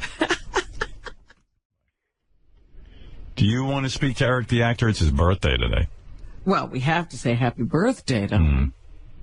Hey, Eric. Good morning. Happy birthday. Thank you. How old are you, by the way? 39. Howard, I'm on here, too. He woke me up to be happy birthday, too, also. Oh, Johnny Fratto, who is Eric's manager. This is a rare appearance. Very good to hear from you, Johnny. I accidentally woke up. I should have never peed. I should have waited. Hey, by the way, Johnny sounds so defeated. Like, being Eric's manager has just taken the piss out of him. It's taken everything out of him. Yeah, like the guy just said... It's taken everything, Howard. Yeah, he's like, hello, Howard. It's like, oh, my God. I'm here, too. How many times a day is he calling you, Johnny? Well, he's down to about 40, so it's getting better. Like, what's the latest? It's like, well, Eric has millions and millions of ideas to open up restaurants, malls, a lot of things, and he has a lot of movies that can be improved. The problem is that they're already made. He has TV shows that he'd like to interject into, but they're already made. I keep trying to tell him that by the time he sees it, it's too late. It's like he's Donald Trump. He wants to build restaurants. He wants to make movies. Yes. He's everything. Yes. Yeah. Everything. He does it all. Yeah, he does it all. But it is his birthday, so, you know. Hey, Eric, what are your top 5 projects you'd like Johnny to work on with you? Oh, God. Well, maybe we can make some of this come true for your birthday. Get Johnny to work. Okay. All right, go ahead. I'd like to get into the Entourage movie. Okay. That's an easy one. Okay. That's an easy one. Well, hey, Johnny knows people, and Johnny can break their legs if they don't. So, all right, let me write that down. Number one, Howard. Where does it go from here? Let's see. Wants to get into the Entourage movie. What do you want Johnny to do? Are you making a list? Should Johnny just cold call or what? I don't know. I mean, that actually might be doable, maybe. Let's see what happens. He knows. What do you want to do in the Entourage movie? I want to be in the Entourage. He knows one of the original writers. What if they want to write a gay part for you in the Entourage movie? Will you do that? No. Oh, boy, you just took all the steam out of it. Because there is a gay part available for a guy in a wheelchair. I did hear that. Yeah. All right. Anyway, what's number 2? Number 2. Number 2 might be easier. I would like to be a contestant on the Hollywood game night. Oh, that probably could be done. When you say contestant, you mean like what Gary did? No. I don't know the show. Is that... You don't even seem to understand the show. You just ruin everything. You got to be funny in here. I can't wait for you guys to see this on Howard TV. Daily shows, classics, and exclusive behind-the-scenes access. Well, that's going to be on Howard TV. The funniest, sexiest, most star-studded network on TV is Howard TV On Demand.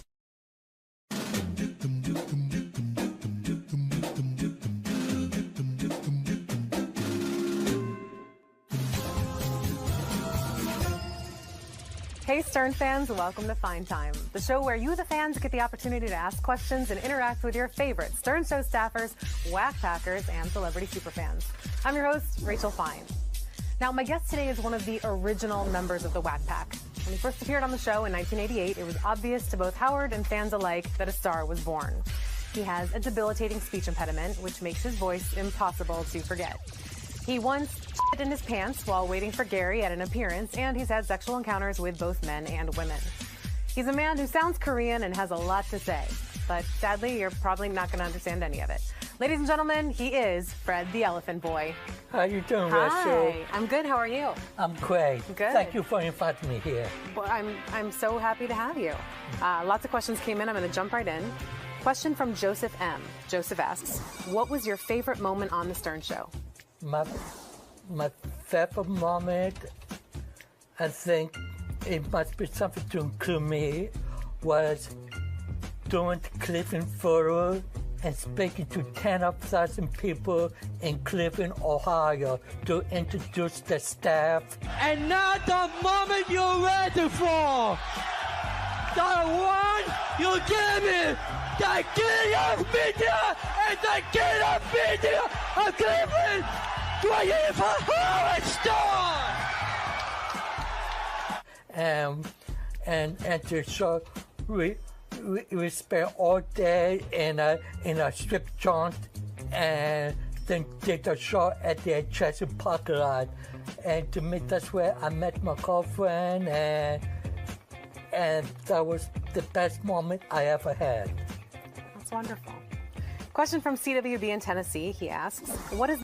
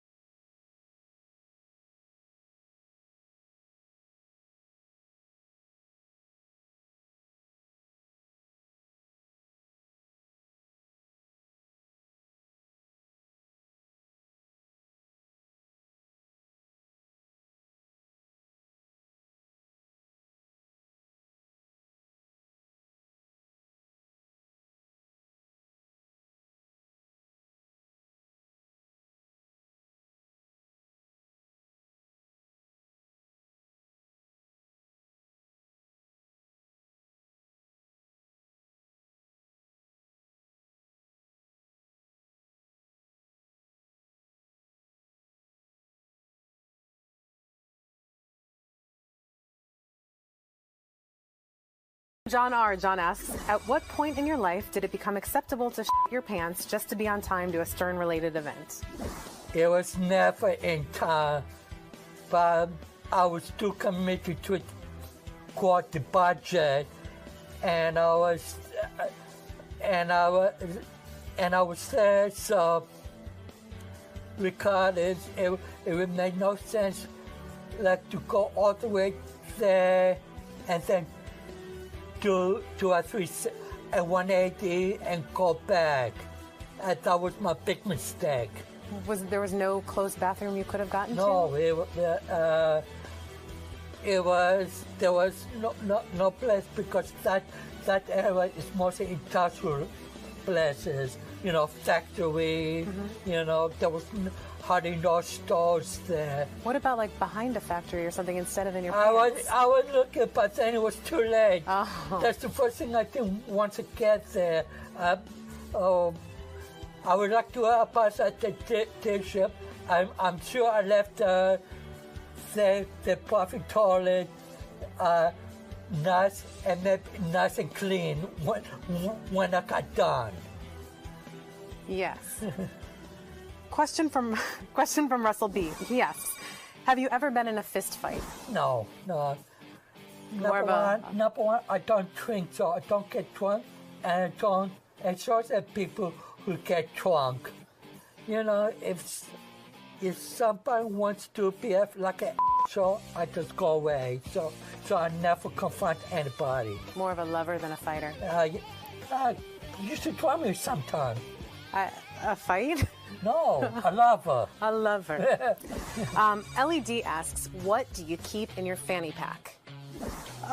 Using my radio, my money, my cards. You want to show us? Okay. That's it. I got my money in my front pocket. Mm-hmm.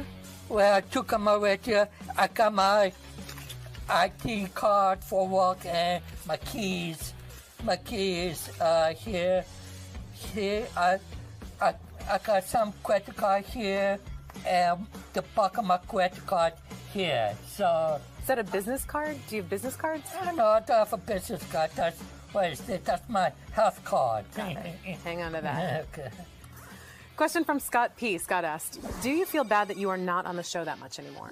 No, because how it kept me alive.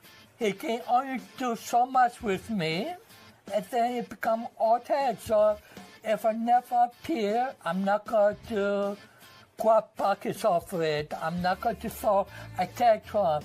I'm happy for what happened before, not not the future. Live to the new generation of Rat Packers. The new generation. You're passing the torch. Yeah, exactly. Exactly. I understood. Yeah, very good. Dylan M asks, do you think pro wrestling is as good as it used to be? And if not, when do you think pro wrestling was at its best? Well, I really don't watch that much wrestling anymore. I think it comes with as I become a little more mature. I got different interests, and I can't say if the product today is better or worse than the product of yesterday. I think it's just a personal. Is personal to whomever it pertains to. JR asks, in the past you've had sex with men. Was it easier to pick up gay men or women while having the speech impediment? Oh, but that's a... Where my track...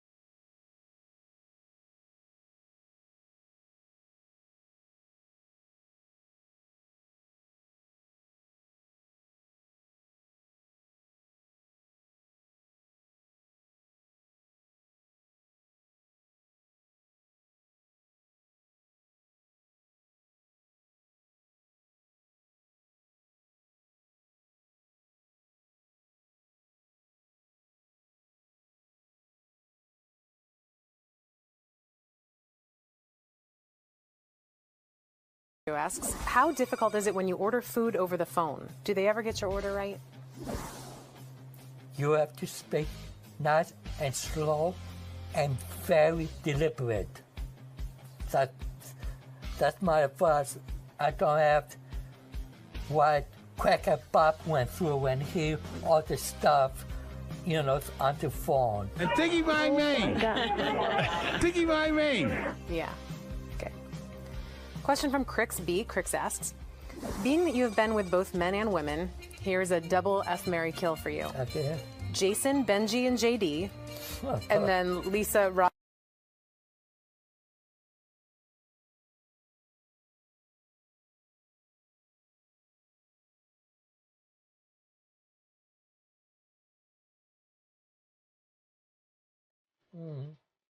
I will probably, nothing personal, guys, but I will probably marry Jason, kill JD, and Benji. Awesome. For whatever reason, I cannot make sense of it myself. It's just what your heart says. The woman. And the women are Lisa G, Robin, and myself. Oh, I will marry Lisa G, you. Thank you. Not in that way. And kill Robin. In what way would you be f***ing me? Like a dog in hate. I'm kind of flattered by that. Okay. Okay. I want to thank Fred for taking the time to answer the questions that you, the fans, submitted. Keep sending your questions in. You can tweet them, you can Facebook them, you can email them, you can even send a video submission and be a part of this show. Remember, this is your show, so don't screw it up. Until next time, I'm Rachel Fine, and I hope you had a fine time. Did you have a fine time? I did. And people, send in more questions about me so Rachel can invite me here again. That's a great idea. I actually had a bonus request from Clayton B, if you have a second. Yeah. He wants you to repeat after me. Are you ready? Okay, whatever. Supercalifragilisticexpialidocious. Supercalifragilisticexpialidocious. That was amazing. That was amazing. Was that good or bad? I think it was pretty good. I understood it. Nice work. I think the problem is if I know what I'm going to say next, I have no problem saying long words. When I was younger, I used to be more of a stutterer than Stuttering John back then. So, but now I overcome that, but I still got this great voice. Yes. Great voice indeed. Yeah, whatever.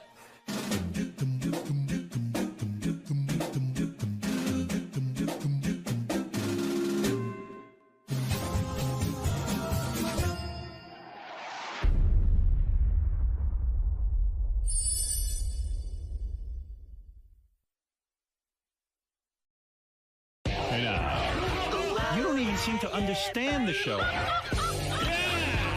You just ruin everything. You got to be funny in here. I can't wait for you guys to see this on Howard TV.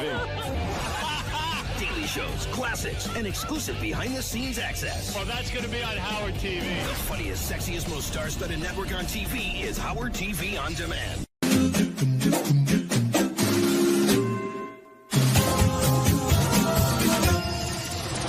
Hey Stern fans, welcome to Fine Time, the show where you, the fans, get the opportunity to ask questions and interact with your favorite Stern Show staffers, whack backers, and celebrity superfans. I'm your host, Rachel Fine. Now today I'm coming to you from Radio City Music Hall, where we get the Fine Time opportunity to sit down with Howard's co-judges. That's right, Mel B, Heidi Klum, and Howie Mandel. Watch what happens when we ask them your questions. We got tons of questions from all of Howard's fans, so I'm happy to sit down with you guys today. Oh, dear. First one, I know, prepare yourself. I'm scared. First one comes from Kim Rossi S. She asks, were you intimidated to work with Howard, and what's the biggest misconception that has changed? Who are you talking to? Whoever, you want to take it first? I will take it first. I was not intimidated. I was excited to work with Howard. I had done his radio show many times. Yep. And I was not surprised because I know him, but I think people are surprised. Well, I'm still surprised. He's a surprising, guy. Just when you think you know him, he'll surprise. Like, he'll see an act and you think, there's no way Howard's going to love this. And he becomes like a marshmallow, and he gets very sensitive about, something. And you go, well, is this Fart Man? Is this, Sure. Is this the guy that burps all the time? Yeah. And have to change the station? Is he and, lived up to everything you thought he was? I thought he would be more mean, and he's not. He's not. He's not. He has a very soft heart. Hard shell, soft inside. But he's also very inappropriate, which I love, because I find that funny. But I do think he's like a big, cuddly teddy bear. Yeah. You just kind of want to give him a Have hug. you guys cuddled him? I have. You really have? Yeah. Spooning or just like a No, cuddle? just like a stand-up cuddle. Stand-up cuddle. Both But not dressed? like a Were you laid both down. dressed? Well, of course I was. Oh, I don't know. I don't know what the standard greeting of a new judge is. He's so tall. He's really tall. Yes, he is. Oh, so a cuddle is could be a mouthful. That's what it's saying. If you hug him front to front, you could choke. Oh, I'm not that short. No, he's that tall. Without your heels, how tall are you? 5'5". 5'5". I think that's exactly where his dick is, right? That's an excellent point. What did you say? That's where his dick is. Dick is American for penis. At 5'5". Did you just really say that? He did. Yeah, it's Howard he's TV. being inappropriate. I subscribe to this. See, I he want knows to watch Howard this. TV. You know the level of I'm a appropriateness. subscriber. Excellent. I'll be watching this. Well, oh, this is so weird as a subscriber just to look at myself and go, this is what I'm paying for. This is awesome. We have a question from John W. John asks, does it upset you guys when Howard calls himself America's judge and claims that your opinions are unimportant? No, we cut it out. You cut it out? When it's live, we cannot cut it out, but the 150,000 times he said it when we were taping, we cut it out. When the contestants are backstage, do they talk about that I'm America's judge and that I'm the important judge, or am I delusional? No, they do. when people ask, we get asked that a lot, and most of the time, you're who they bring up. Right. So you've created a mental block. What about you, Mel? I just ignore him. Okay. He may be America's judge, but we are the international world judge. I see. You're the international. We have Yes. traveled outside of America. He has not. Yes. Okay. We have an international sense. Brandon S. asks, don't you think it's utterly ridiculous that Howard's bodyguard is a small 65-year-old man with a Batman goatee? That's his body? I thought that's just a driver. Ronnie. No, Ronnie's the that security. was the guy that carried his jewelry. Ronnie's the head of security. How's your experience? I with didn't Ronnie? realize that he was security. Really? No, I thought he was just the driver. Is he undercover? No, you know him, Ronnie. He's up there with the weird Batman mustache. Yeah.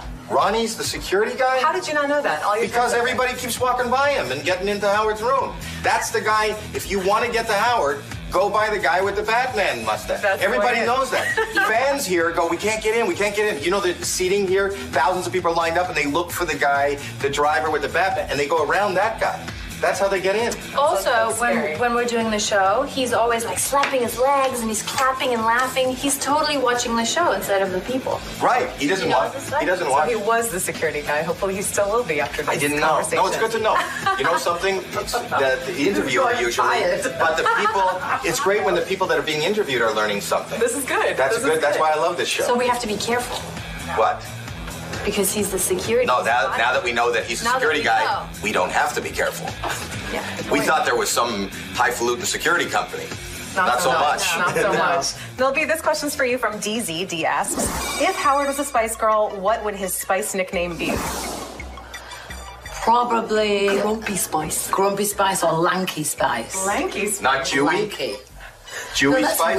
racist. No, it's not. Because I'm well, a Jew. I it can is a say little that. bit. I Jewy. can't say that. You can say because you're a Jew. I can't. Because Give me what I you can't- want, what I you can't really, say really it want. either. For I'm 10% German. off. Oh, get you both here.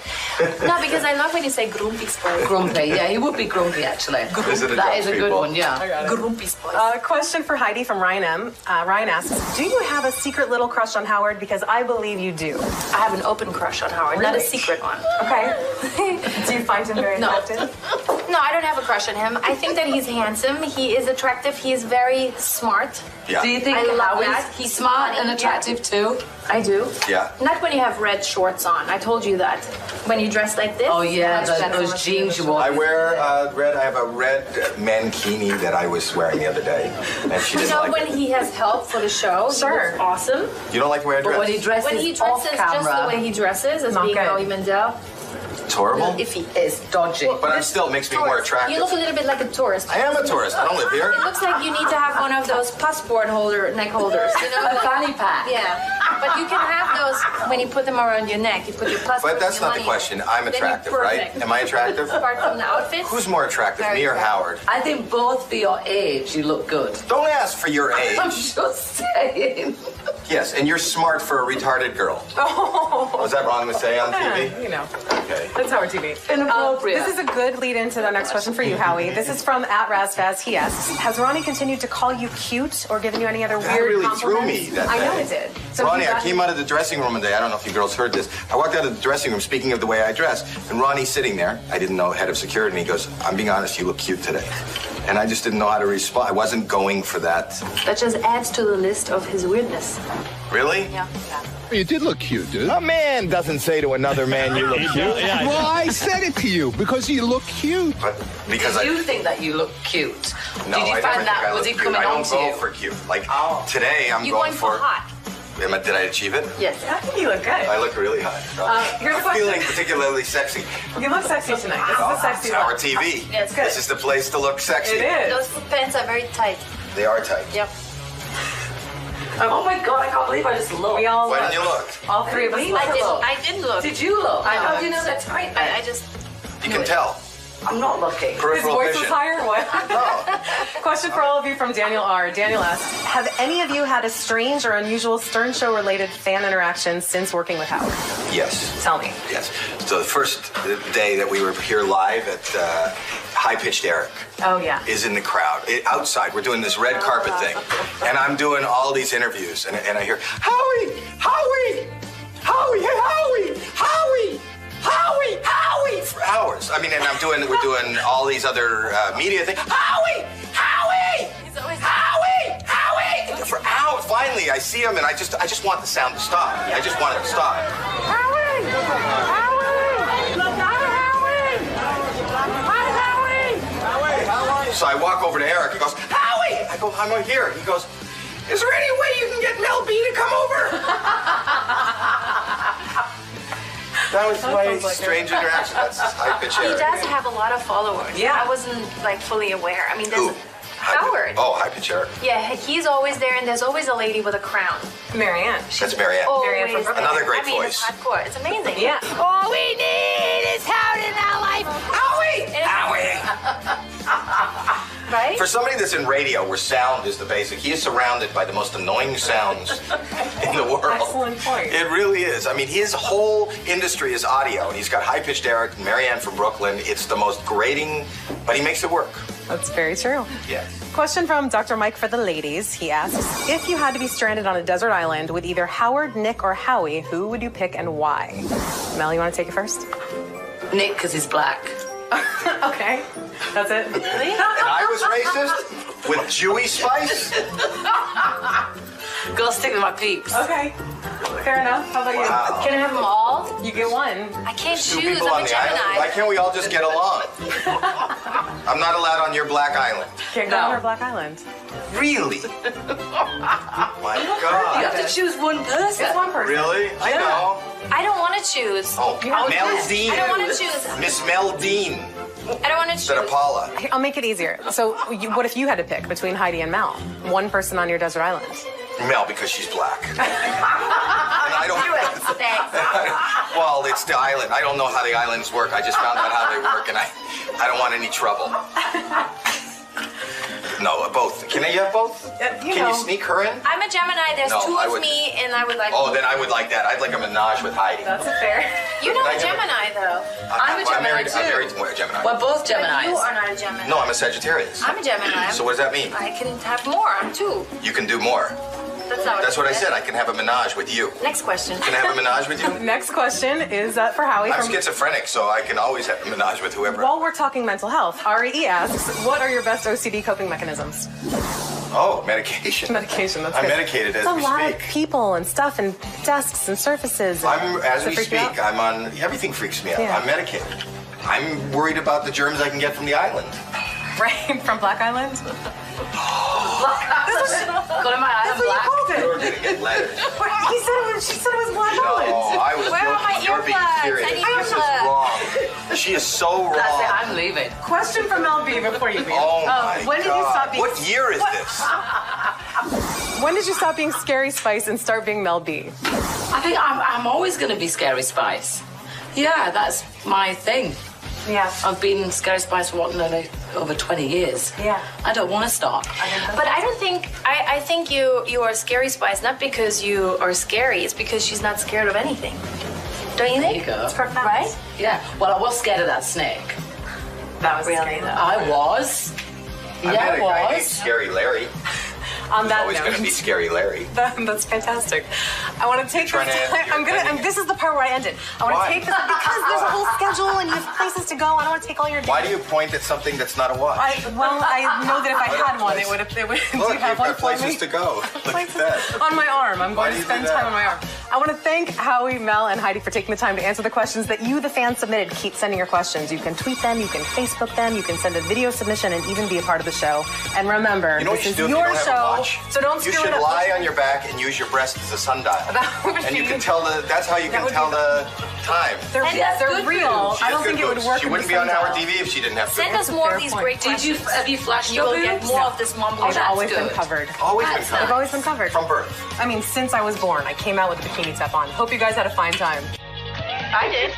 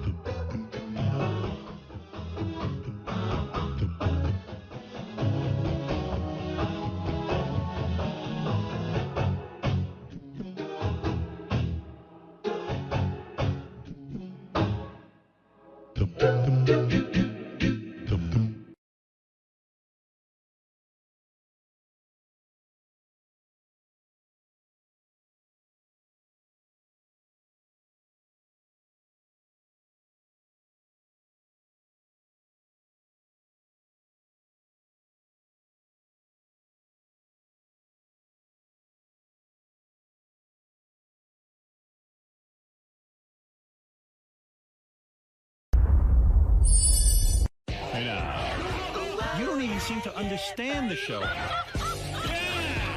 You just ruin everything. You got to be funny in here. I can't wait for you guys to see this on Howard TV.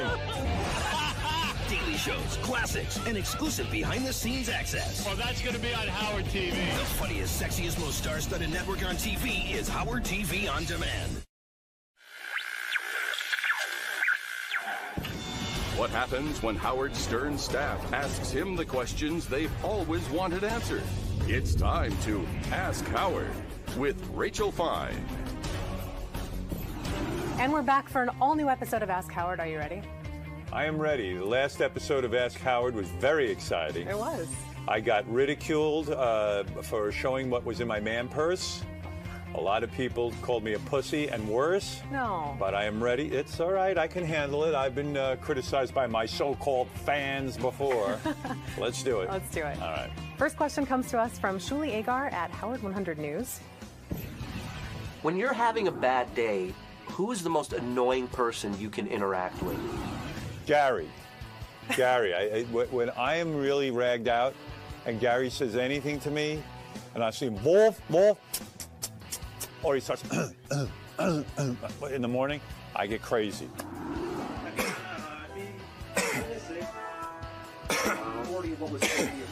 There's no rationale for it. It doesn't make sense. I shouldn't be that way, but I am. Gary gets it. But today he's like extra phlegmy. He was like, and he doesn't want to clear his throat in front of me, so he just gets worse and worse. Does it often happen that, then he can't even get the words out? Yeah. And then he walks away and he just goes, and like he's quietly, he waits for me to play something so he can quietly clear his throat. In the old days, sometimes I would get annoyed with Fred because he would chew his pen when we would write together. And it would drive me crazy because he would like, when Fred is thinking of something funny, he won't give you an answer like right away. He has to think. So he would chew on his pen and he'd be like, and then like his eyes would kind of go and he'd go. I used to go nuts from that. Little things would drive me crazy like that. But that's Fred's process. Fred isn't one of those guys that'll come right out with something. He likes to ruminate. And so, but Gary's my guy. He's your guy. Yeah, that's his main job, letting me get annoyed with him. Nice. Yeah. Question from John Hine. How difficult will it be for you to finally step away from the mic? That's a really good question. I have the feeling I don't think I could ever do it, but maybe I could. I keep fantasizing that I could, but I don't know when that would be. And, I still enjoy doing the radio show. I still get something from it. And I know that when we have time away, I'm like, wow, I need to get on the air. I start to get like a weird feeling like I've been away, and it doesn't feel right. So it would be difficult for me to stop broadcasting altogether, I think. Do you see yourself ever retiring from any entertainment, or it's something you'll do the rest of your life? I probably will. I mean, I don't know. It's a funny thing. I've always felt that as long as you're effective and you do your thing, hey, why not keep doing it? But it seems, how do you know when you're really being effective? It's a catch-22. So right now, I couldn't give you a date when I would stop broadcasting. Good. Question from Richie Wilson at Howard TV. Isn't that the inventor of the kittens? That is the kittens inventor. Yes, it is. That's what I thought it was. Proud sponsor. Yeah. Aside from the loss of Bianca, what moment almost made you cry on the air? A few times I got emotional when I talked about Robin. I've said some things about Robin that are from the heart.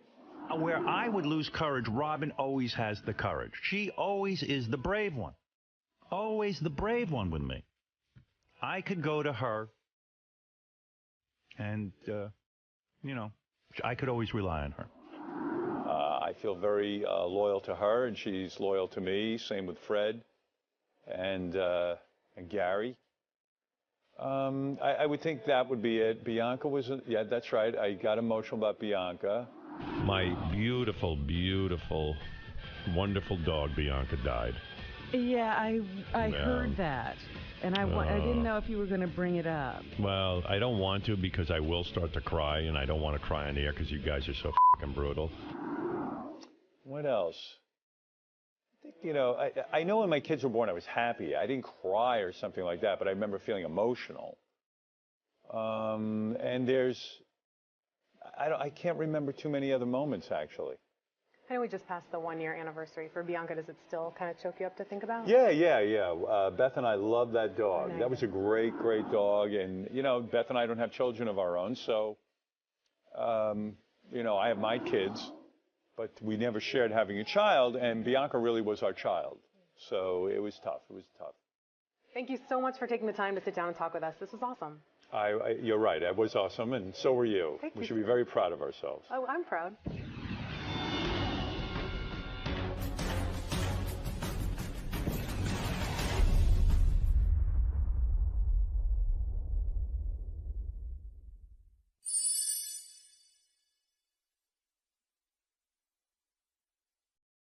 Hey now, you don't even seem to understand the show. You just ruin everything. You gotta be funny in here. I can't wait for you guys to see this on Howard TV. Daily shows, classics, and exclusive behind-the-scenes access. Well, that's going to be on Howard TV. The funniest, sexiest, most star-studded network on TV is Howard TV On Demand. When Howard Stern's staff asks him the questions they've always wanted answered. It's time to Ask Howard with Rachel Fine. And we're back for an all-new episode of Ask Howard. Are you ready? I am ready. The last episode of Ask Howard was very exciting. It was. I got ridiculed for showing what was in my man purse. A lot of people called me a pussy and worse. No. But I am ready. It's all right. I can handle it. I've been criticized by my so-called fans before. Let's do it. Let's do it. All right. First question comes to us from Shuli Agar at Howard 100 News.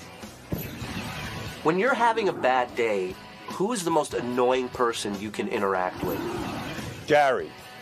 Gary. When I am really ragged out and Gary says anything to me, and I see him, wolf, or he starts in the morning, I get crazy.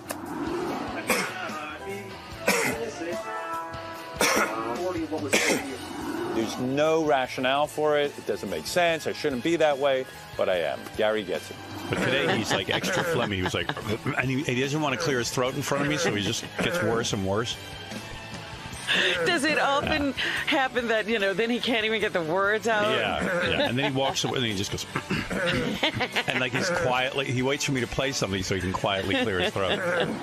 In the old days, sometimes I would get annoyed with Fred because he would chew his pen when we would write together.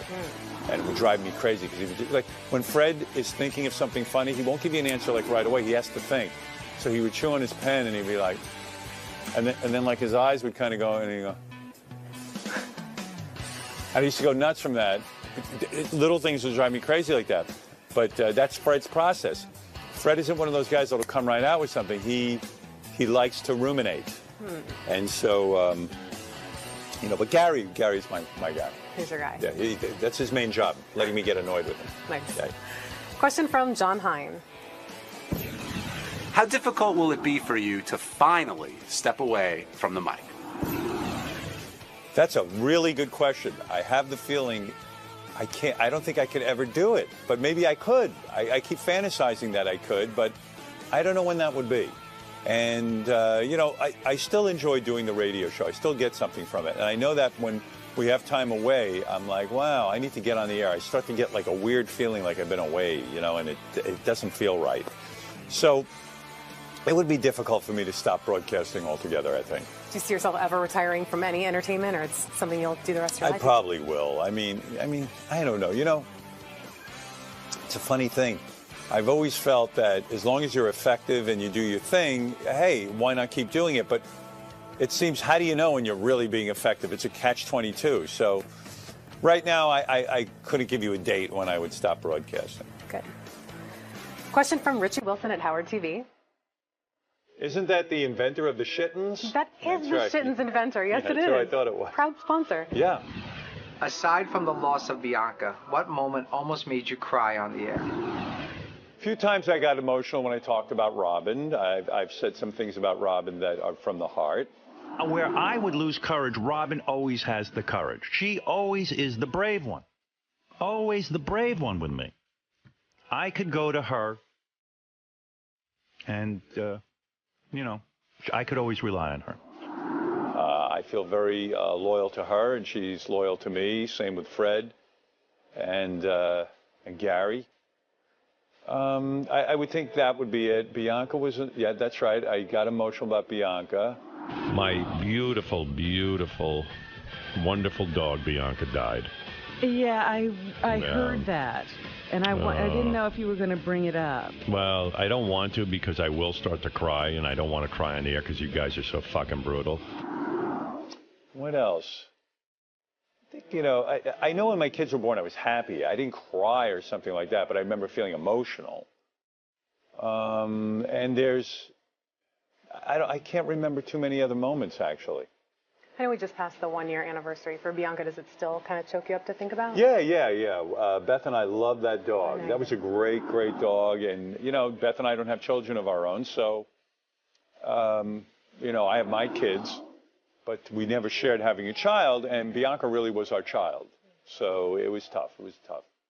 Thank you so much for taking the time to sit down and talk with us. This was awesome. You're right. It was awesome, and so were you. We should be very proud of ourselves. Oh, I'm proud.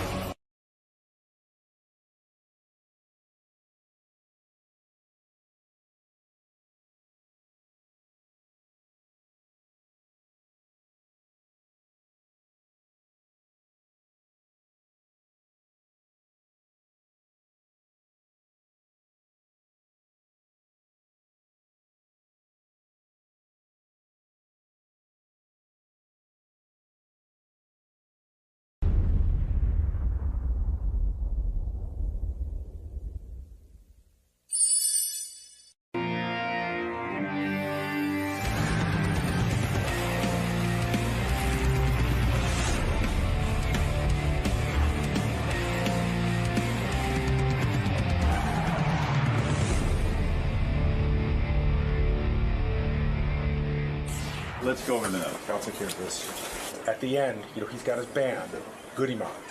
They're like and we promised we would talk to those guys at the end. All right, I'll talk to one more. You know, I think, by the way, I think you're probably one too.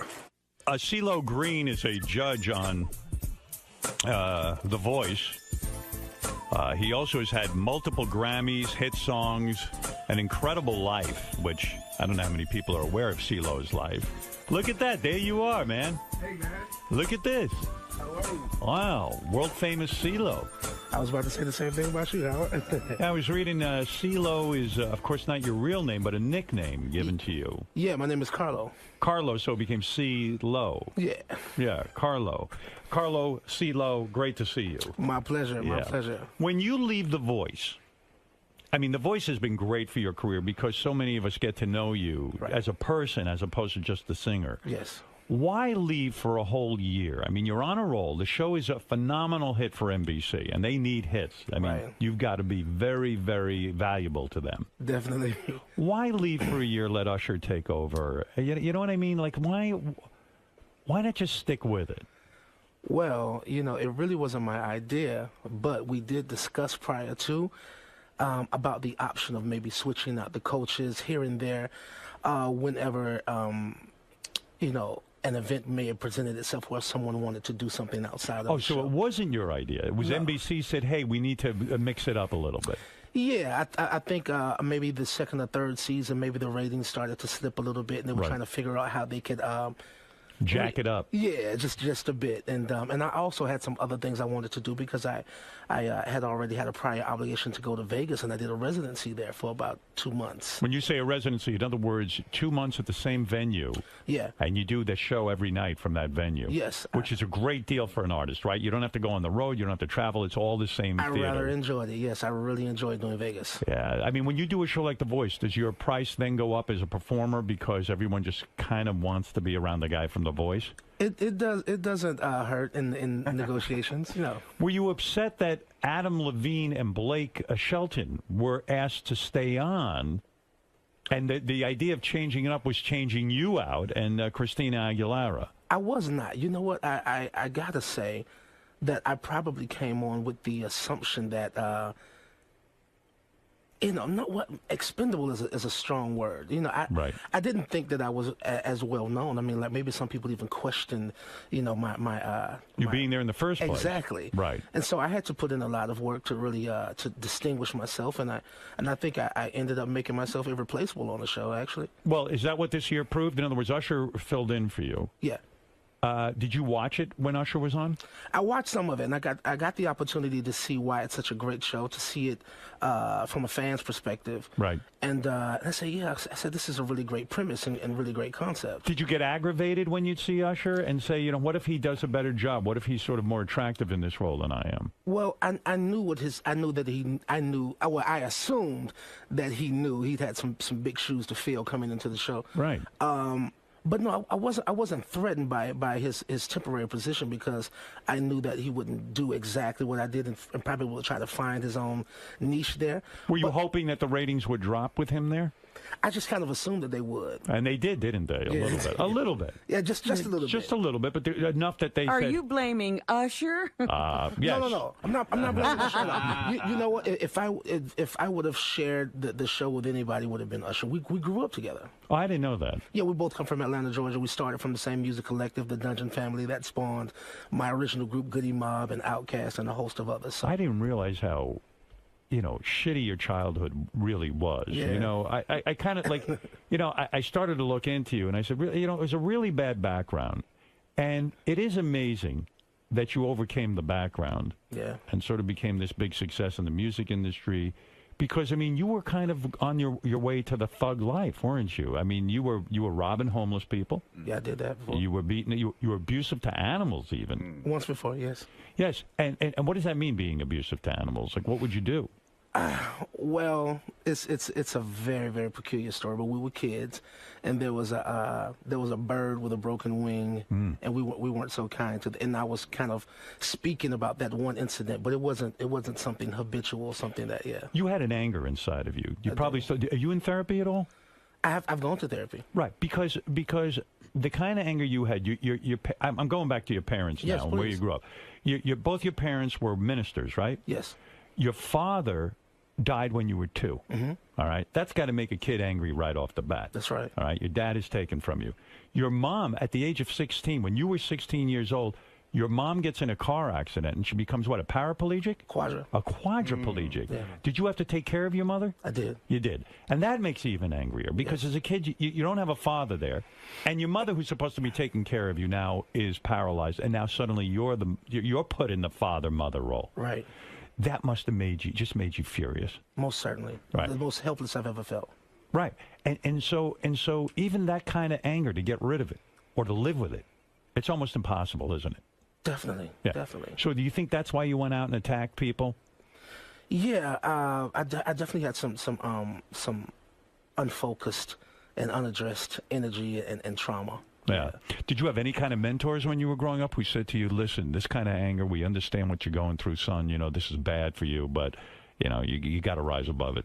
Yeah, I remember, having a couple of, there was something called a Big Brother program, and right. I remember my mother kind of associating with that, and I remember Mr. Bailey, that's his name, used to come by and take me to baseball practice and stuff like that. So those programs really do work, the Big Brother program, where somebody at least takes an interest in you.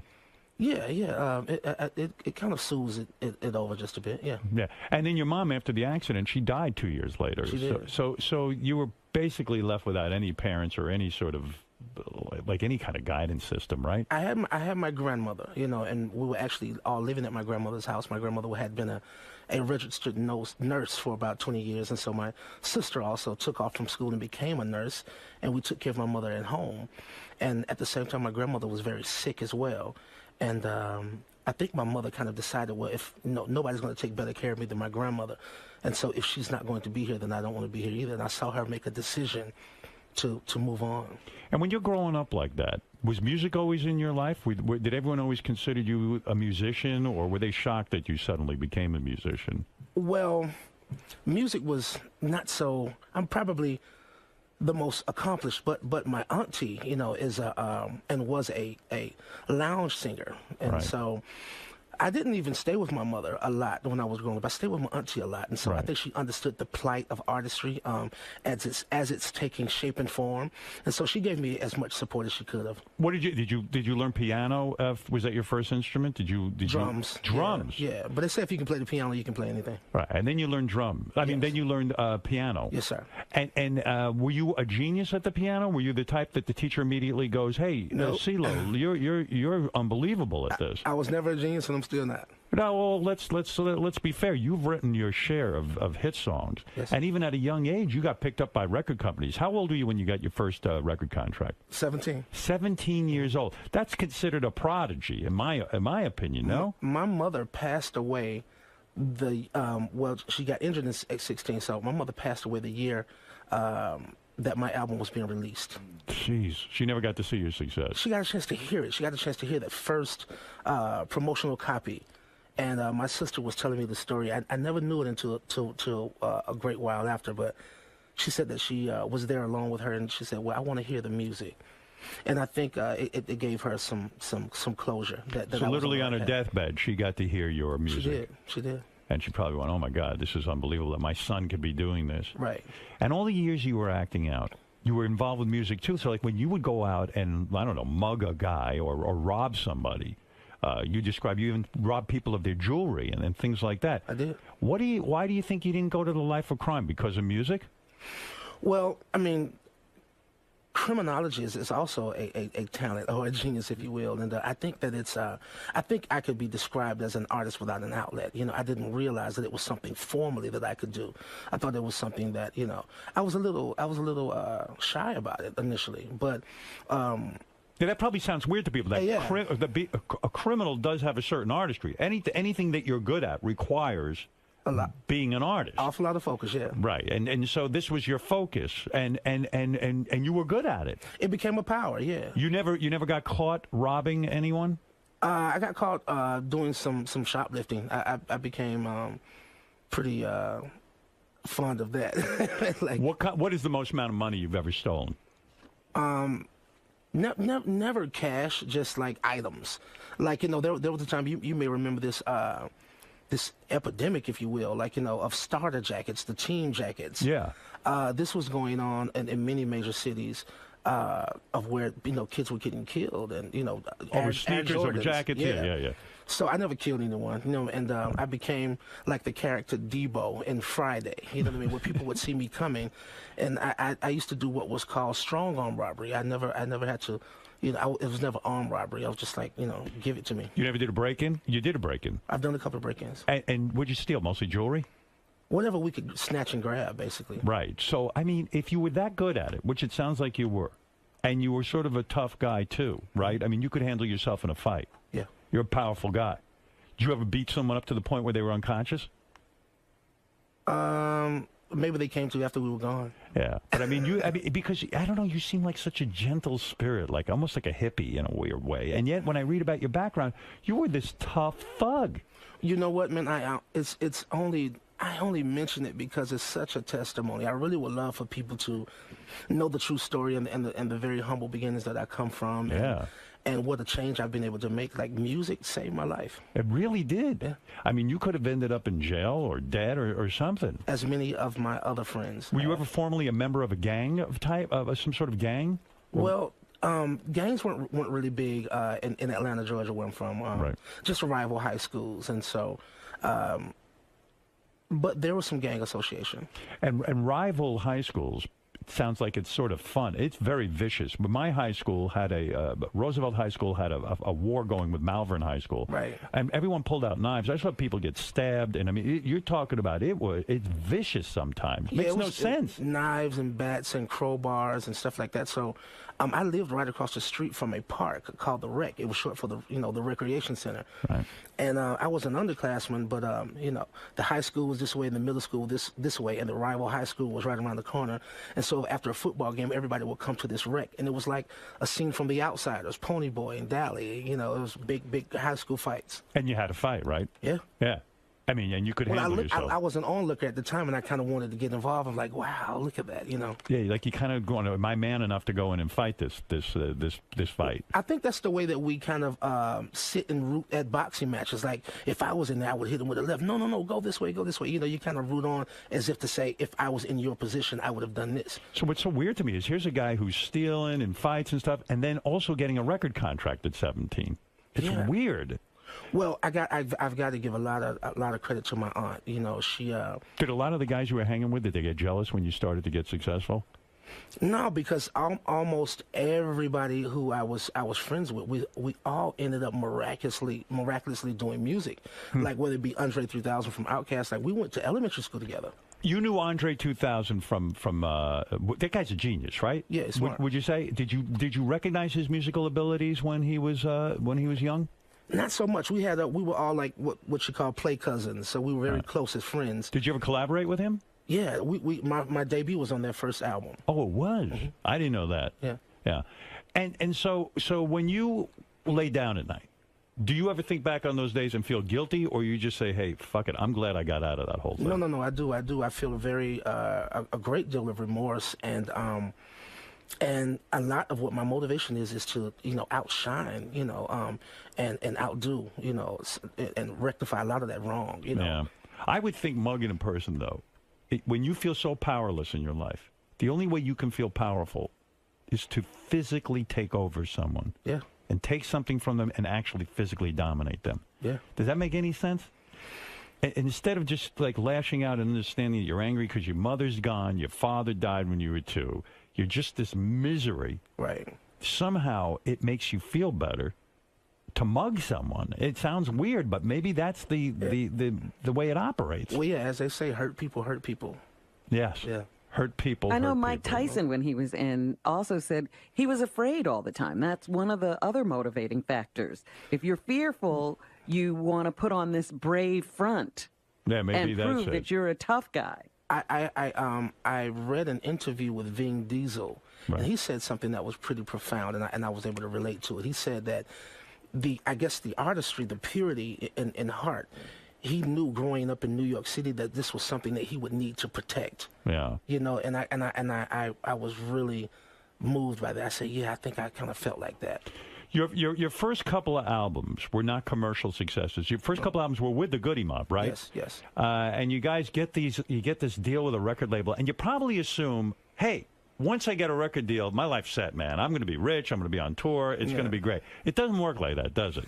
It does not work like that. We did our first album for $20,000, and there's 4 of us, so we got $5,000 apiece. Yeah. I thought I was rich. Yeah. You know. And the record company kind of pumps you up. Hey, it's going to be big. It's going to be this. It's going to be that. And then it kind of just doesn't go anywhere.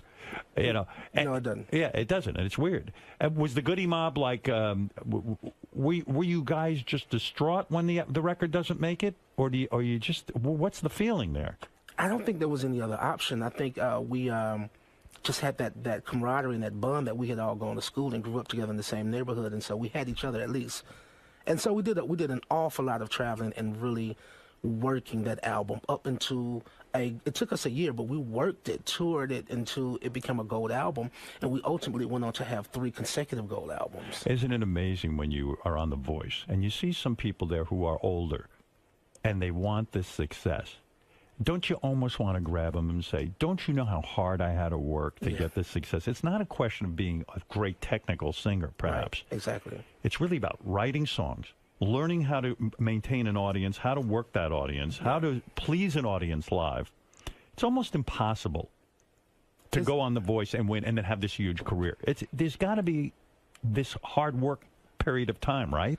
It's very surreal, and that's the humility, that's the genuineness I think that people feel from me. I'm just in as much awe of it as anybody else. I'm just very thankful, very grateful, and trying to earn the privilege that I've been given, trying to deserve it more and more. Why did you break up with the Goody Mob? Was it because the group wasn't having enough success for you, or and then your trajectory, if I've got it right, was Goody Mob, Gnarls Barkley? Mm-hmm. Okay, so Goody Mob breaks up. Are those guys pissed at you because here you put in all this time with them and then you just leave? Well, our third album, World Party, was just more of an artistic difference. I think I just wanted to go in a different direction, and I thought hip hop, or rap music was limiting, and I knew that I was capable of more. Didn't quite know what the future would hold for me, but I was willing to take that leap, Wow. And we discussed it, and we went in different directions, and mine happened to pan out for me. And then also a number of different things happened. A member, Cujo, was in a car accident as well and lost a leg. And, so a couple of, Cars keep fucking up your life, don't they, man? Between your mother and Cujo, right? But ironically enough, it brought us all back together because we hadn't talked. We most certainly hadn't worked together. But it was a nasty breakup? Yeah, no, it wasn't really nasty, but people try to make it a lot nastier than it was. We really communicated all throughout what kind of spilled over out into the public. Gnarls Barkley was you and that guy Danger Mouse. Yeah. And Danger Mouse has gone on to a big career as well. Yeah. Are you still friends with That's the guy with the fucking mouse head, right? That's right. Yeah. Isn't that weird, man? Like, you got to work with a mouse head on? I mean... You know what? It's something that you definitely take notice to. It's pretty absurd, but he was talented. And but Danger Mouse is the music guy, right? Yeah, he's because a producer. He's a producer. Yeah. And you're really the front man of Gnarls Barkley. Yes. I mean, you're singing, you're doing the whole thing. I write the songs. Why did you and Danger Mouse break up? I mean, what was the beef? Because you guys don't get along now, do you? No, we do, actually. You do? No, well, but again, I had... Well, let me say this. We're cool. We're cool, and... We didn't really know what to expect from Gnarls Barkley. We did it out of pocket. We did it independently, right. Not really knowing what to expect. I liked what he did. He played me some tracks. I did a remix to a song for another project he was working on. And in this recording session, he said to me, hey, if you don't mind, if you got a little time, I want to play you a couple other things. I said, sure. And he played me some things. I said, wow, this is amazing. I said, I'd like to use a couple of these tracks. And he said, well, I didn't realize he was bluffing me until years later. He said, well, I don't just do tracks, I do albums. And I said, well, shit, let's do an album. Right. You know? And why the name Gnarls Barkley? I always think, is it? I don't even know that story. Is it because Charles Barkley? Well, yeah, it's just kind of like good old-fashioned rock and roll. It's just absurd enough to be, quotable.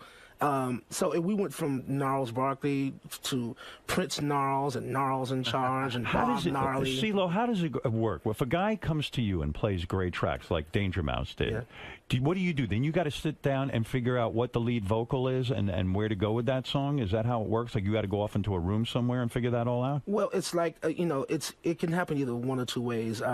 It can totally compel some real-life experience, or it can, something can be highly imaginative. It's like that broken heart pendant.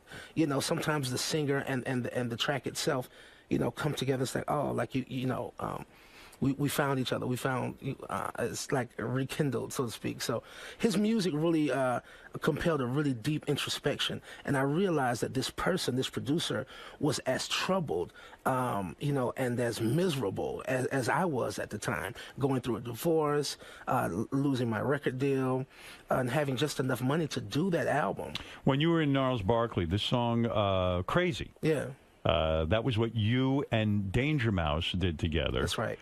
And Crazy is the first song that really breaks big, or was it's the big one. That was the big one, right? Yeah. How many people have recorded the song Crazy? I mean, besides yourself? Oh, I mean, everybody from Johnny Fratto to Ray LaMontagne to Billy Idol. I've seen him sing it. And isn't it financially fantastic when someone else records your song? Because that's ka-ching time, isn't it? Yes. Yeah. Every artist I ever spoke to said, that's where it's at, cover versions. It's the honor of it, the compliment of it, to have connected with so many people I've never met, and to feel so alone in that emotion, and it be shared with so many people throughout the world is very sweet. Well, so many people respond to this song. It's so great. How many did you win Grammys for this one? Yes, sir. How many did you win?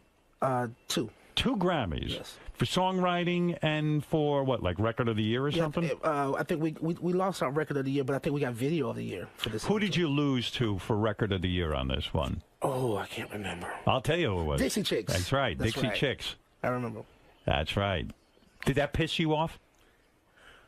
Yeah, it seemed a little politically incorrect, but yeah. Yeah. It was a little disappointing, no doubt. It was disappointing because you get mad? Well, you think because your song was better, right? You're saying? Well, I had heard my song more often. I had never even heard this song, so I was like, wow, okay. Do you have a favorite cover version of this song? They're all wonderful. Beyonce did a version. Is that that's a great honor, right? It's a great honor. Did she record it on one of her albums? Crazy. I was going to say, are all of these recorded or? Well, I know she does a live rendition of it. She kind of mashes it up with "Crazy in Love," and I know she does it. But we don't like when they do the live version on tour because we can't get paid for that, right? You only get paid when they record it and put it on an album. Am I correct or am I incorrect? You're correct, but the compliment is priceless. It is. Yeah. Do you ever fantasize about being married to a woman like Beyonce? When I think about Jay-Z and Beyonce, I think about, wow, what a powerful couple, and how comforting to have a wife who's a big earner like that. Or do you think it would be intimidating? No, I can handle her. You could handle it? Yeah. Yeah. You attracted to her? She's a very powerful woman. Not your type? Not necessarily my type, though. Who is your type? You know, I always thought you were gay. Who are you dating? Have you ever been married? Yeah, yes, he was married. And you have a biological child. I have a biological son. And you adopted her two daughters. That's right. But then you guys broke up. What broke you up? The fame? Irreconcilable differences. Is it? No. You cheated? I didn't cheat. Really? I'm a loyalist, man. I'm a loyal dog. But wasn't it difficult? The more fame you got, the Grammys come and the money comes. I'll tell you something sweet about it. After our divorce, we were talking, and it was right after our divorce that Gnarls Barkley came about. Right. And she called me, and she said, wow, congratulations. She said, if I had known that I was holding you back from this, I would have let go a long time ago. What a loving thing to say. Yeah. Was she holding you back from that in a way? Because is marriage too domestic for you that you've got to be free to go out at night? Musician's life is at night and hanging out and sort of connecting with different musicians. You know what? I think love in layman's terms would be defined as being out of control. Yeah. And with that being said, I would have sacrificed. I would have never known this reality out of that love for her. But why wouldn't Gnarls Barkley come about if you were married? I mean, I don't understand because, that. Ironically enough, the incident inspired the album. Saint Elsewhere kind of is symbolically about sailing away from her. So the are title you track saying is about my divorce? Are you saying that sometimes artists have to be in great pain in order to create great music?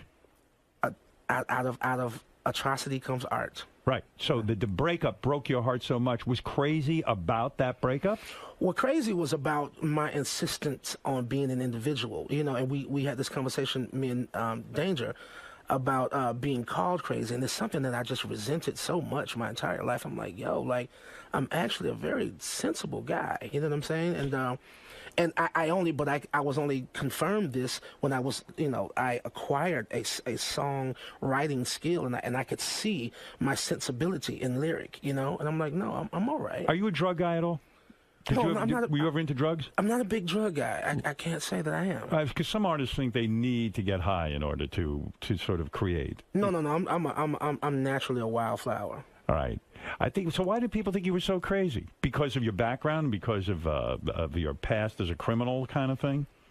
Yeah, it's pretty dynamic. Those who knew me, like to be able to embody those extremities. I'm a Gemini, if that helps make any sense. The reason I said I thought you were gay is I didn't know much about you when I saw you on The Voice and stuff, and sometimes you'd wear almost like a dress or something. Just because of the costume? The costuming made me think, well, hey, this brother might be gay. You know what I'm saying? I didn't know. No. You can't dress up unless you're gay. But actually, further from the truth, you are a womanizer, aren't you? I mean, you love pussy. Is it fair to say that? You love pussy so much. You can tell that on the show when he turns that chair and sees a beautiful girl. Have you ever fucked a contestant? Has that ever happened? I haven't gotten the opportunity to. I've tried. I'm so sorry. I've exchanged some numbers. Right. I fucked an audience member. You did? Yeah. Did you? How did you do that? How did you fuck one of the audience members? Because I know on America's Got Talent. How do you get to the audience? I'm a judge like you. I sent somebody. I find it difficult to connect with the audience that way. Well, you spotted somebody in the audience? Yeah, but as you know, those television stagings, they're a lot smaller than they appear. Yes, they are. So I call a wink from somebody. It's like, hey, I like white woman or black woman? Black woman. Black woman. Yeah. Do you fuck everybody, or are you strictly a black guy? No, but I mean, I'm so internationally renowned. You're open to everything. I kind of have to just Have you fucked an Asian woman? Yeah, but not for free. You had to pay. Where did you pay an Asian woman to have sex with you? I got a great massage from a beautiful Asian woman in Japan. Yeah. Oh, no kidding. And then she gave you a happy ending. She did, but she was gorgeous, just like the ad. She was the exact same. She person. looked like the ad. Did you have any? So in other words, you had an idea when you go in there it was a rub and tug kind of thing, right? I hope so. Yeah, because I have gotten massages throughout my life, on and off. No one has ever jerked me off. What is that feeling like when the woman? I don't puts believe it, Howard Stern. You're such a stud. No, it's so fucking true. I mean, one time I did have an opportunity, but I have a small penis and I was embarrassed. I don't believe that. Yeah, I do. Are you well hung? You know what, man? There's a difference between car and driver. I'm a great driver. Oh, I see. So you're small. No. What are you saying? I'm saying I have a decent sized dick. You do. I saw my friend had a porno on his phone yesterday, and he has an exceptional dick. Really? You mean this was a friend of yours that shot his own porn? No. I don't know who the actor was, but he's got a Bravo from us. Maybe I could show it to you or something. But are you over 9 inches? No. No, you're like 7? I say 7. 7. Everybody I know is above average. Except me. But I thought 7 was average. No, 5 is considered average. Really? I have 6, and I'm stretched. I'm measuring from my balls.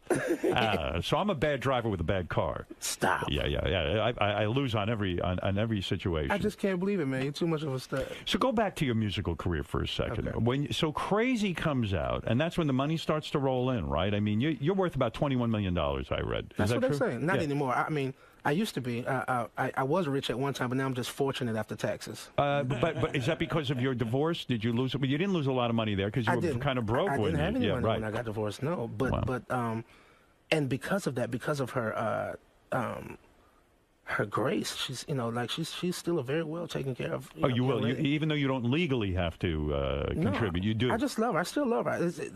Ironically enough, the divorce gave forth an opportunity for me to showcase the unconditional love that I actually do have. When you started to make money, and I mean real money, did you become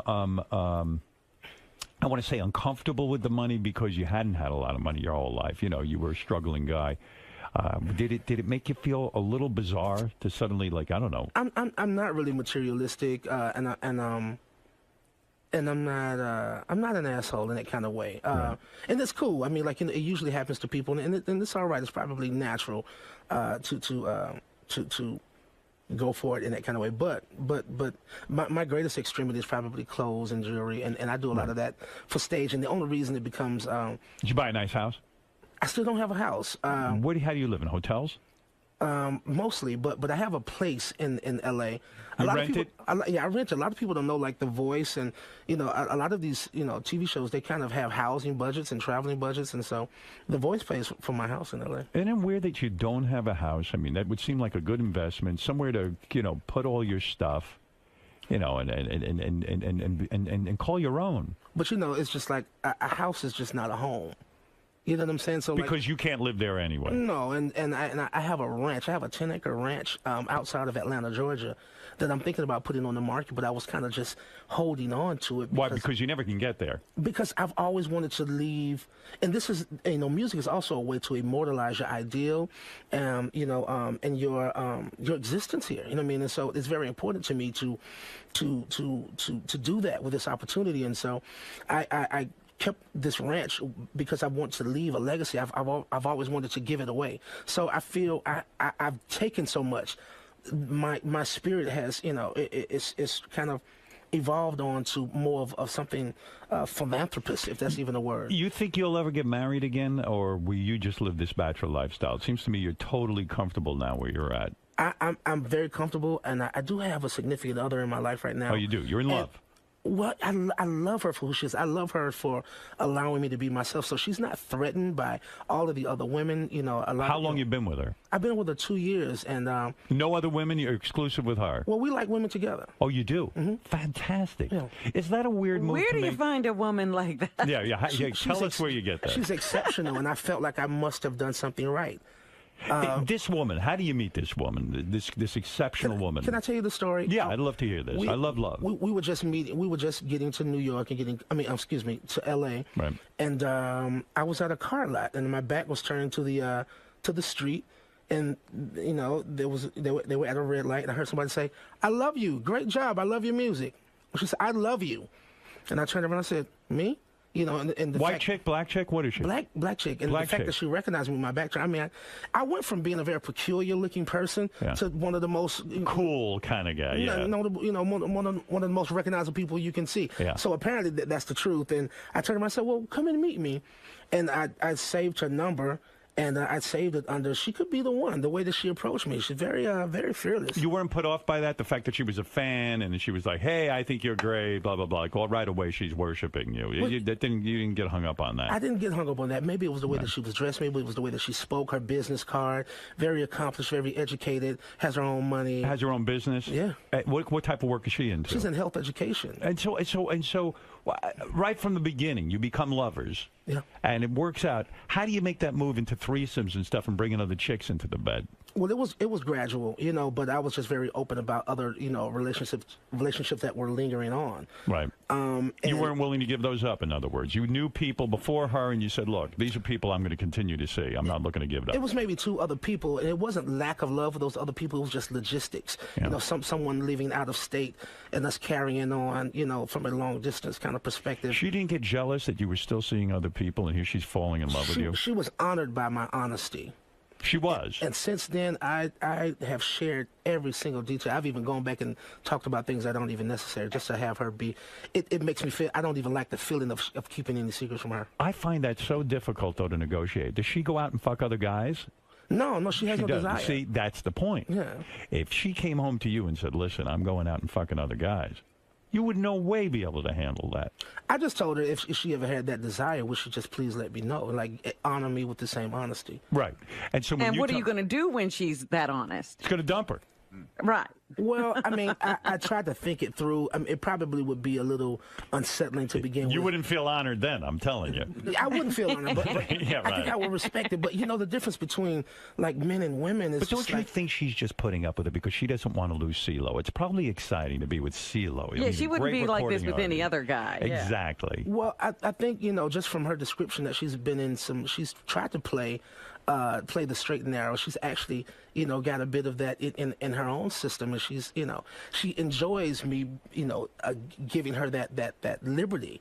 Right. You can have freedom, but somebody has to give you liberty. So you don't bring these women home to her. You don't do a threesome thing. You go out and fuck, and then you come home and you say, hey, look, I just want you to know I was with someone when I was on the road. Well, no, because she's most certainly in health education.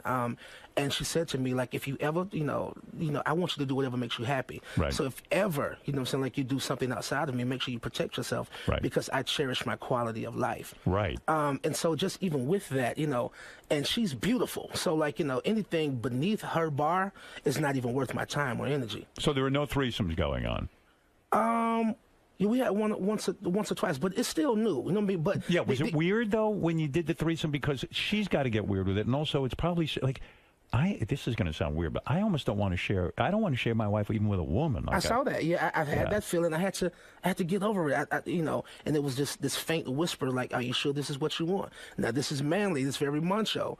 But like, I believe that if she wasn't, if I had never seen her in that context, maybe it was something that her, that she wouldn't be being honest in. Like, and she seemed to enjoy herself.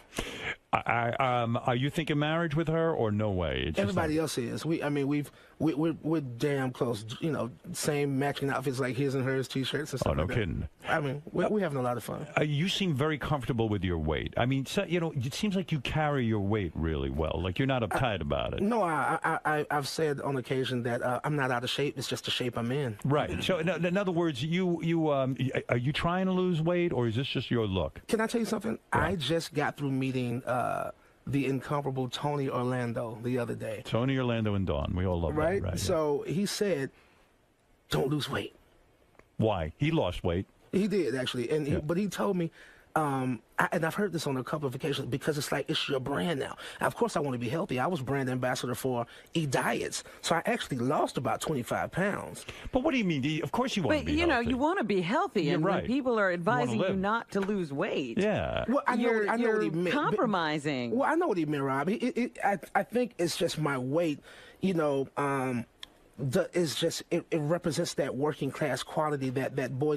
Wear flowing clothes. Some people do look bad heavy. You do look good. I know what they're saying. You know what I mean? You got a good look going, that kind of thing. I think people are my sex appeal is just as surprising as my success. There's a certain way a heavy guy has to dress, and most heavy people don't understand that. They do not. They wear shitty clothes. They wear them too fucking tight, and they look like hell warmed over. You know what I mean? You got a whole look going. Like even that sweater you're wearing today. I mean, it's got a nice look to it. You know what I'm saying? When you get naked in front of a new woman, all right, do you think about your weight? Do you go, shit, man, I wish I was more ripped. I wish I was in more shape. I do not. I mean, because I'm always there to second the emotion, for any individual brave enough to, to give me that opportunity. Like, I want to prove her right. And I believe that it's such a turn on because it's like what Al Pacino said in Devil's Advocate. They don't necessarily see me coming. I get a kick out of that. Do you, I think most women probably find you non-threatening too, because you're a little bit heavy. They're like, oh, I hug them like a big teddy bear. I can imagine that. Have you fucked tons of women? Have you had tons of women? I haven't had enough because I was, the nature of the music that we did as Goody Mob was very politically charged and socially conscious, and it didn't attract an awful lot of groupies. And then I was married, for that stint between leaving the group and going into the solo career in Gnarls Barkley. And I was loyal to that. And Gnarls Barkley was about being crazy and surreal and all cerebral, and it wasn't really sexy. It wasn't until Lady Killer that I got a chance to express that side of myself. Yeah, and if anything, the voice brings tons of pussy, right? All of TV is just like a magnet for that kind of stuff. But you know what, man? It's not as fun as it once was. I wish I was in the heyday of hair metal and Sunset Strip with Motley Crue. And those are my fantasies of rock and roll. Right. But it's not like that anymore. It's fucking Instagram and Twitter and, girls getting a kick out of just, taking a picture while you sleep with your dick shrivel up. It's like, I don't know. Yeah, right. It is scary. It is scary. I'm afraid of that. Yeah, I hear you. It is. It turned into very embarrassing things. Can I say something since I'm here and I have an opportunity? Yeah. I want to apologize to you because I know that I offended you with something that I said. I made a joke about Adam Levine's cologne. Oh yeah, you said I remember what you're saying. You said if I remember, they said, well, gee, if Adam had a cologne, what would it smell like? You said it would smell like a Jew. I said it would smell Jewish. It smelled Jewish. Yeah, I don't know. I'm ultra sensitive to that. I bet I bet you understand this because I've seen so much shit. Growing up. Fuck yeah. That I am ultra sensitive to it. No, he's a very good friend of mine. I meant no disrespect. I wasn't trying to be anti-Semitic in the least bit. It was very lighthearted, and I respect you so much. And a lot of my outspokenness was encouraged by you. Like you're like a master to throw sex, religion, and politics all in one pot and make it something nourishing. You know what I mean? Like and delicious too. And I feel that way about your music. But don't you think it's interesting though that whenever, because I sometimes experience that everything has to be black when people see me. And, so all their references are black references because all they can see is I'm black. Mm-hmm. Right. And so when you respond, his, cologne would be Jewish. I mean, do you feel that, that's sort of like every time you see Adam, you're thinking he's Jewish? I mean, I know I am, but oh, stop. I'm like, I can't believe that guy's Jewish. It was probably more provocative because I am black, Right. Yeah. Well, yeah, I know what Robin's saying. It's like, I do find that, like when I'm around a black friend or something, all of a sudden, everything's black, black, and it's like, that's all they can see is that the person's black. And then with Adam, was like, well, all he could see is that he's Jewish or something. That's why I reacted that way.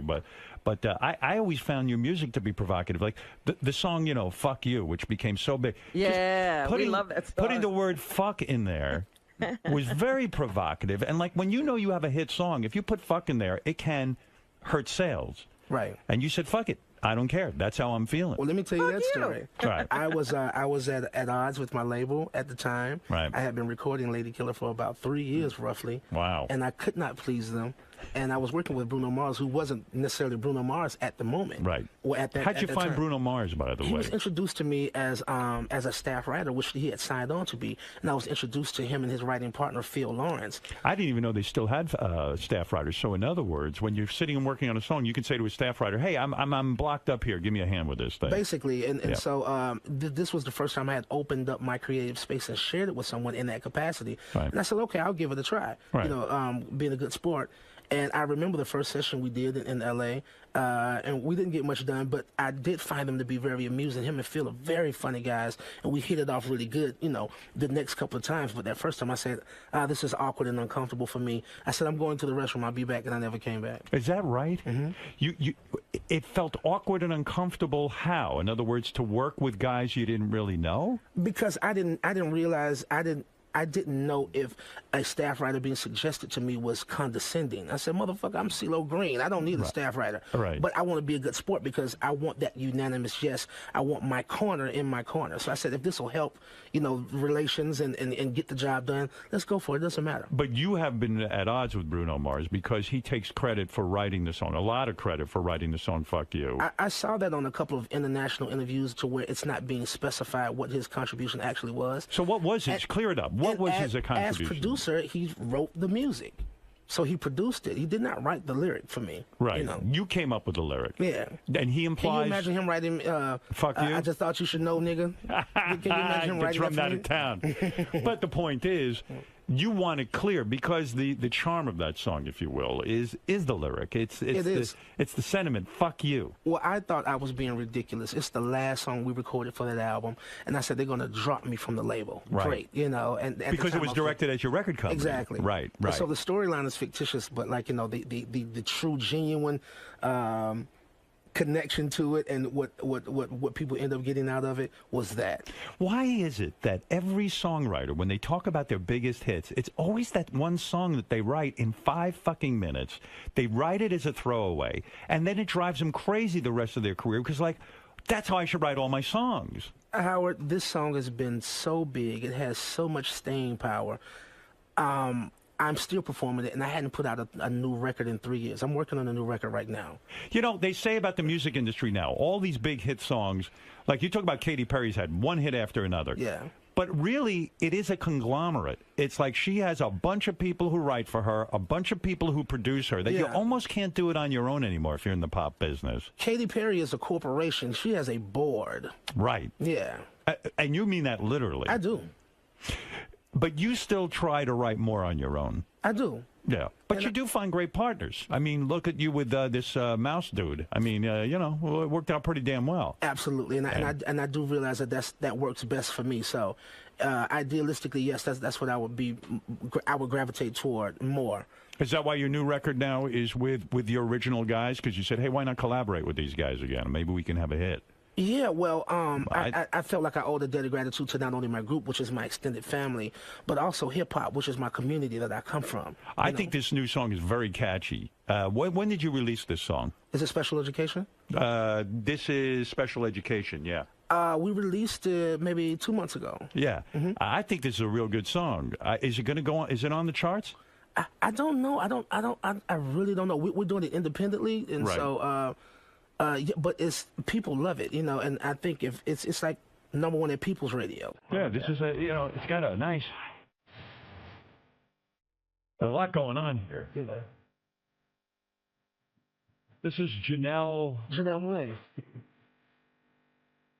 Where you find this guy? This is Big Gibb. The members of Big Gibb, Cujo, and Timo. These are all the dudes with you? Yeah.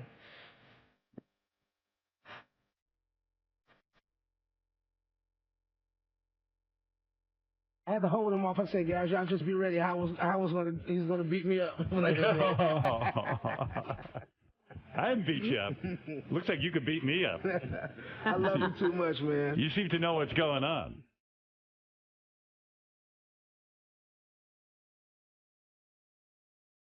So it's always about us encouraging those underdogs and those unsung, those eccentric individuals, misunderstood. I'm so accustomed to that alienation, you know what I mean? And so I would love to be a voice for those people. And that's what I represent on the television show. That's why it works so well for me. How are you going to get this song on the charts, man? That's what we got to do. This seems like it's happening. Yeah, I mean, it really feels good. We've got a lot of work to do if we plan to combat, like the monotony, or the corruption that is radio at this point, you know what I mean? Yeah, I know. You on tour with this? Yeah, we're doing a promotional tour. Like, we go to Seattle tomorrow, and in Atlanta this weekend. We're going home for the big show. Let's see. Goody Mob's new album, Age Against the Machine, is in stores now. And CeeLo's new book, Everybody's Brother, is It comes in out stores today. now. Oh, is that right? I've got an autobiography. Oh, no kidding. You got an interesting life. No Yeah, it's shortage pretty of good interesting. stories there. No, it's not, man. I think people should check it out. You seem like a brutally honest guy, too. I'm very honest. You think of putting out a video with a naked woman? Look how well that worked out for Blurred Lines. Robin huh? Thicke. You know what? The name of my new solo album is Girl Power, so maybe so. Didn't you? What was the song White Power on your new album? Yeah. And you tried to get a white supremacist band to play with you? I was being sarcastic, but I actually did try to Google something. I didn't know anybody's name. And I said, how cool would this be, to make a mockery of something? You know what I'm saying? Like, and it's all good old-fashioned rock and roll and shock value. But white supremacist bands are not going to perform with a black man, are they?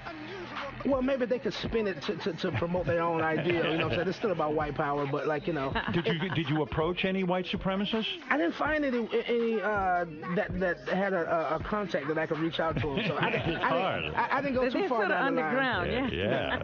Wow. Hard to get in touch with those people. Do you ever wish that, like even the song "Fuck You," if it had come out 15 years ago, the record business was so big, you would have so much more money now. Fuck yes. I mean, isn't it crazy what's happened? I missed the heyday. You kind of did, didn't you? The bubble burst, yeah. Yeah, I mean, making money now off records ain't where it's at. You've got to make money going on tour. Yes. And that's a lot more work. Yeah. Are you jealous of guys like Prince who have a catalog, or, you take a look at Metallica? These guys sold like 100 million albums, you know what I mean? I'm inspired by Prince. He's one of my all-time favorites. And I just performed with him recently for the third time. So what a fucking nut, though, right? I mean, you just got to buy into his whole nutty world. He's got his own thing. Did you hang with him? Yeah, I've hung out with him, and he's How more is that? He's more normal than I think he would want to let on. Is he? So am I, actually. The reason he's not normal to me, I love Prince, and I got invited to this private show he was doing. Yeah. The fucker turns out all the lights and says, "No, don't put any lights on me." It was like listening to a record. I couldn't see him play. He turned, and I was just like, fuck Prince, and I left. And I love the guy. I've seen him do that before too. Just play, just jam session for 2 hours straight. And it's before bullshit. he plays any one recognizable song. And it's bullshit. He has his issues with him, but he's Prince, and it's just like yeah. Well, Prince Schmintz. I was like, man, I can't believe I'm going to see Prince. It's a small crowd, and he goes, please, please, please. Turn off those lights. And then even the dude kept putting the lights back on. He goes, no, I won't play if you put on the lights. And I'm like, fuck, Prince. And I left. I don't know. He definitely was going through a thing at one time, but I don't know. He's back, and he put on a great show. He definitely gets a lot of pussy, though, right? I mean, it's crazy amounts. I think he's gotten too much pussy, and I think he's at the point of where it's just like, you know what? It's probably more of a distraction at this point. Yeah, what happens to a guy who gets too much pussy? I mean, we were talking about this yesterday. Yeah, yeah. That was my question, Robin. Was it possible? Because I have not reached that climax yet. It's like, not many people have. No, I'm still. Yeah, very few people get there. If there is a there. I love it.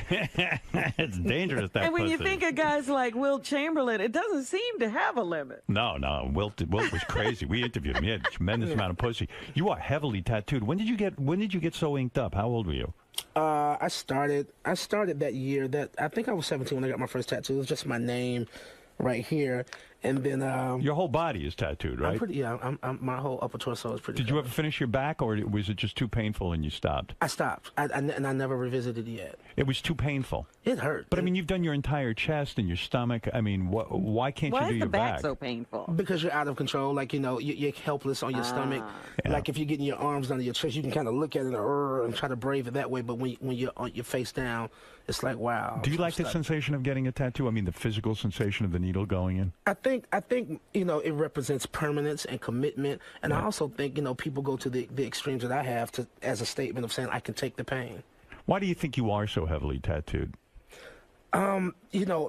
Initially I was just kind of signifying different things, whether it be my mother or my group or my city where I'm from.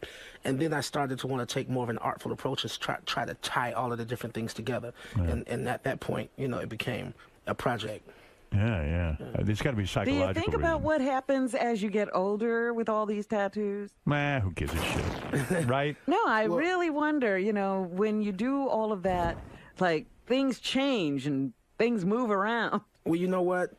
Before I'm a hip-hop artist, before I'm a pop artist, before I'm a television celebrity, I'm rock and roller. So Right. like it's so that's okay. This is all the way into the You are a ground with rock me. and roller. Yeah. It is confusing sometimes to figure out what genre you're into because, like, you're all over the place. Well, you know what? I mean, I listen to music from all over. And I've said this many a time. I said I've listened from everything to ABC to REM, everything from Billy Idol to Billy Joel. Yeah. It's like, and the walls that divide music divide people as well. You've dropped acid too, right?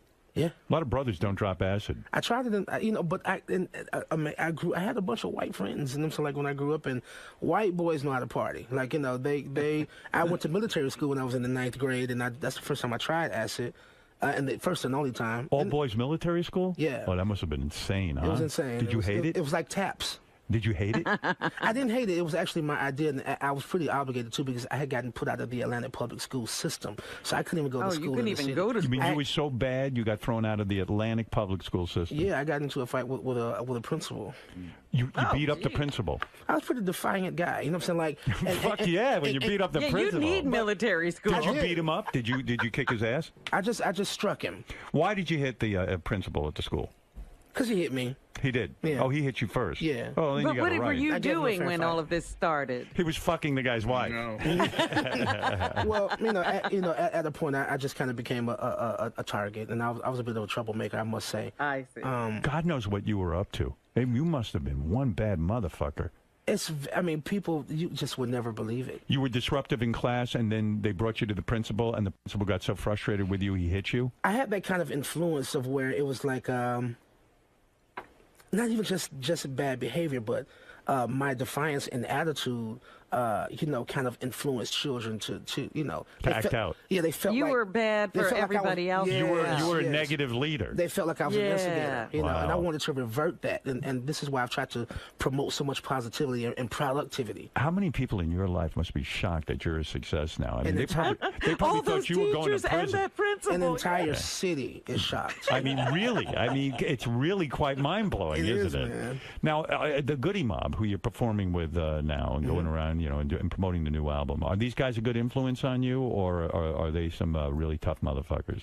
They're tough. They're tough. Let me meet these guys. Let me see what they look like. Bring in the Goody They're Mob. all Jerry. around? Anybody Yeah, got they're a all around. I water? want to say hi. I got a water if you want, but it's not cold. You want room temperature? Yeah, that's cool, because my throat is a little sore, actually. Oh, I don't have water. Hey, Gary, can you bring some water in? This is the Goody Mob? Yes. Look at you guys, man. you guys look like you could beat up some ass, too. All right, now it's time to get intimidated, right? That's right, man. No, they're good guys. They're good guys. Hey, guys, how you doing? What's up, Howard? Gentlemen, does it feel good to have the Goody Mob back again? It's a wonderful feeling. Wasn't it bullshit when CeeLo left you guys and kind of fucked you over? I mean, let's be honest. Let the truth come out. Let's get down. CeeLo's like, oh, it was cool. It was cool. No, it wasn't cool for you guys. No. It was cool because we talked about it. We talked about it on the last album. Yeah, and it was something that we all expected from him because the first time you heard Goody Mob, you heard him sing. That's right. So it was something that me and him personally and us as a group, we always talked about it because he was like, yo, Gip, like if I don't take the opportunity now, when am I going to take the opportunity? Well, yeah, but nevertheless, I mean, when you got this thing going, you guys have worked together all these years, you put in a lot of time and effort. He can sing, It's your too. paycheck and all this shit. And this guy, I'm leaving you guys. Fuck you. But you know what it was, Howard? It wasn't about the group just breaking up. At that time, L.A. Reid was really closing down LaFace in Atlanta, and he was moving to New York. So me and CeeLo, he offered me and CeeLo our own solo deals at the time. I see. So everybody was doing well. Yes, everybody was doing well at that particular time. L.A. Reid's a good dude, isn't he? Yeah.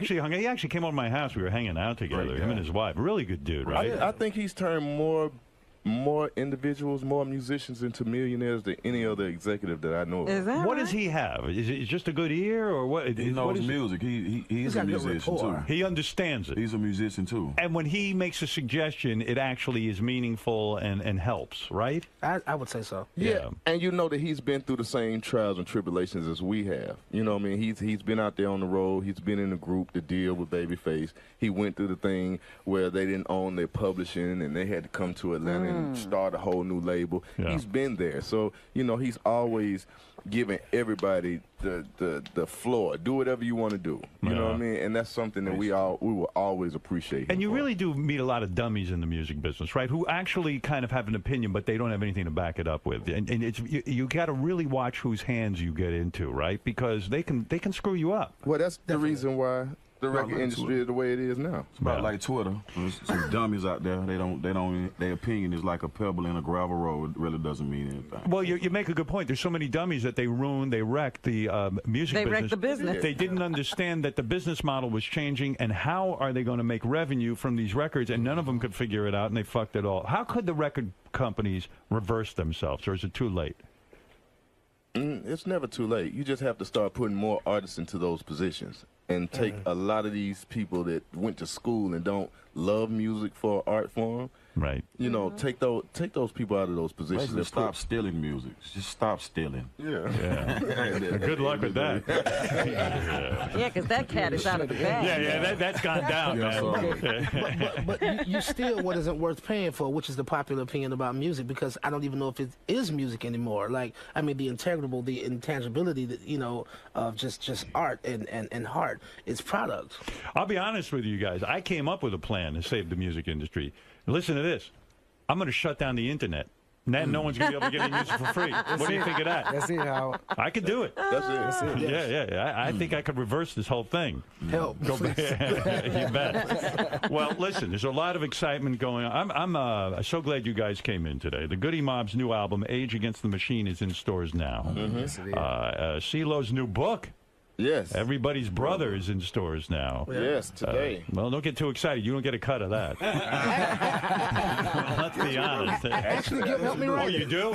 Actually, I do. Oh, well, that's See different. there? Oh, I got something for you, too. You helped write the book as well. Yes, I did. You helped organize the thoughts and this kind of stuff. Yes, I did. I was kind of like a bird's eye view with him. What is the most fucked up thing in that book that we're going to read that we did not realize about CeeLo? I think you said it already. Oh, really? What? Yeah. I think He was a badass, huh? Yeah. Are you guys? Were you guys badasses too? Of course. Yeah. I mean, look at us, Howard. Anybody ever kill anybody? Raise your hand if you killed someone. Me? Oh, geez. No, I'm just kidding. I don't think you're joking. Keep your hand down. Stop that. No, what the fuck you do? Coming from where we come from, you got to work hard and not kill somebody. Right. You almost have to. So all of you could raise your hands. Well, hey, that was in the past, you know. Everybody has to overcome Hey, their you past. know, 2013 that is a great person year probably for didn't us. need to be here anyway. Those people probably weren't worth being around anyway. What were they going to do? That's the point. We get a lot of stereotypes, though. Also, CeeLo is on The Voice. Is CeeLo the best judge on The Voice, would you guys say, in your opinion? Truly. Truly, right. He is the But most wait a minute, critical of the Voice. CeeLo. Yeah. I have a question. Yes, Yeah. darling. Why haven't you ever won? Oh, yeah, you haven't. I'm not sure. I think I'm due for a win, though. I'm really You looking, are. Yeah. Do you I would really love to win care? some. Do you care if you win on that show? I mean, you don't give a shit, do you? I care if the most deserving wins, and on a couple of occasions, I felt like I truly deserved, or at least my teammate, you know. And I do believe you because, you know, in America's Got Talent, there's a guy I think You're should rooting win. for the And people, I do yeah. root for the people. Yeah. I'm actually caught up in it. I really am. yeah, it's not about me at all. I come secondary, but it would be nice. The trick to those shows is, and not really a trick, it's got to be sincere. You got to care about the talent, and you got to treat the judging seriously, right? Yes, you do. Yeah. Well, we've had fun today. We Yes, got the we new did. record out. You know what I'm Well, saying? you haven't met Amy yet. Who's Amy? Amy? I don't know. Some chick you're banging? First white girl. This is the audio book. I want to give it to you. Oh, is that right? Is that how it comes out? That's it? Yes. That's an audio book? And you just stick that in your computer? I think so. Is that how it works? Wow, look at that. Do you read your own book? I haven't read it yet. I just got a hard copy. Who's reading the audio Who's book? reading the book? Who reads the audio book? Well, they gave those out. Yes, that's the first time I've ever seen that. And Gip does the whole read. So. Oh, I see. Oh, this is for a download. Yeah. Oh, I get you. Oh, yeah. This ain't. I'm like, hey, how do I? Yeah, I was going to say, how are you going to jam that into your computer? You guys getting a lot of pussy off this whole thing? Well, you know, it's something Get your that I share? need. Get out, share. Who got laid last night? I did. Everyone. Oh, everyone. Oh, well, no, let me put my head down. Oh, what? You I didn't thought get you any were talking about last the day night? before yesterday. You guys fuck the girls who come to the shows? Or what? Well, you know, the dynamics has changed in the group. You know, when we Right. first started, me and CeeLo were married. Right. Now me and CeeLo are divorced, and these two are married. Oh, I see. So you two guys aren't taking advantage of getting some, or are you guys like CeeLo, you can fuck on the road and do these kinds of things? I like raw pussy, I ain't gonna lie. Who said that? I gotta stay down with what I got. These rubber companies just making too much damn money. They are. They really are. You got to be careful. Look what happened to this guy. You be careful with asking him anything. You guys really have fun being in this band, right? It is Yeah, but fun. he doesn't want to populate the world. Come on. You know what, though? We've been together since we were kids. Right. Since we were 17, 18 years old. Yeah. You know what I mean? And so, CeeLo was really bad, wasn't he? I mean, you can't punch out a principal in a school. He was our baby brother. He was the one that, you know, anytime we wanted to fight started, he had something to start it with. But can he handle himself? Is he good with his fists? He's very good. Oh, I seen him knock somebody out in person. Really? Just for somebody saying something about him on the radio. Really? Wow. Yeah, and the guy, be careful. Well, let's be very invited careful. It. He was like, CeeLo, do what you got to do, man. Next thing I know, I seen both his legs up in the air. What do you mean? You were being interviewed on a radio station? He was an artist that we. I like how rational you are about this. Well, at that time. He seems so gentle. Yeah, now right. I'm like, I'm rethinking this whole thing. This was another artist. This wasn't the DJ. And he was an artist and who I was a big fan of, and I actually had a lot to do with him getting signed. Our production team, Organized Noise, who handled all of the first Outkast and Goody Mob music, they ended up getting a label deal with Interscope, and they signed him, and he had been a local legend, you know. And I was like, yo, if he has the right support, he'd be great. And so I guess they were at odds about some business, and he went on Atlanta radio. And, you know, his personality is very, you know, talkative, you know. He's got a lot to say. And he pulled me in it. And I'm just like, no, like, you know, like. Leave me out of this. Leave me out. I'm big on respect. And so, like, most certainly, like, we've never had any problems in our 20-year career. And we most certainly aren't going to have any problems with family. We're going to deal with that. So did you go down to the radio station to confront this gentleman? Well, actually, we were doing an interview at a club. I think they had just kind of shut down a club situation, and we did an interview on stage, something like this. And somebody came and whispered in my ear that, hey, you know, he's here. Yeah. And I said, well, let's go see him. Right. So, like, Let's talk this out. Right. I want to see him. So you went over to see him, and you confronted him. I said, why are you talking shit about me? Right. And he looked me up and then said, do what you got to do. Oh. I said, well, okay. All right. So he says, do what you got to do. So you take your fist, right? Yeah. And you hit him, what, in the face? I slapped him first. First you smack him. Yeah, so I can get my jacket off. And did he get woozy from the smack? Because the smack can do a lot of damage. People don't realize that. You don't believe that's coming, right? So you bitch slapped him. Do a lot of damage to your self-esteem.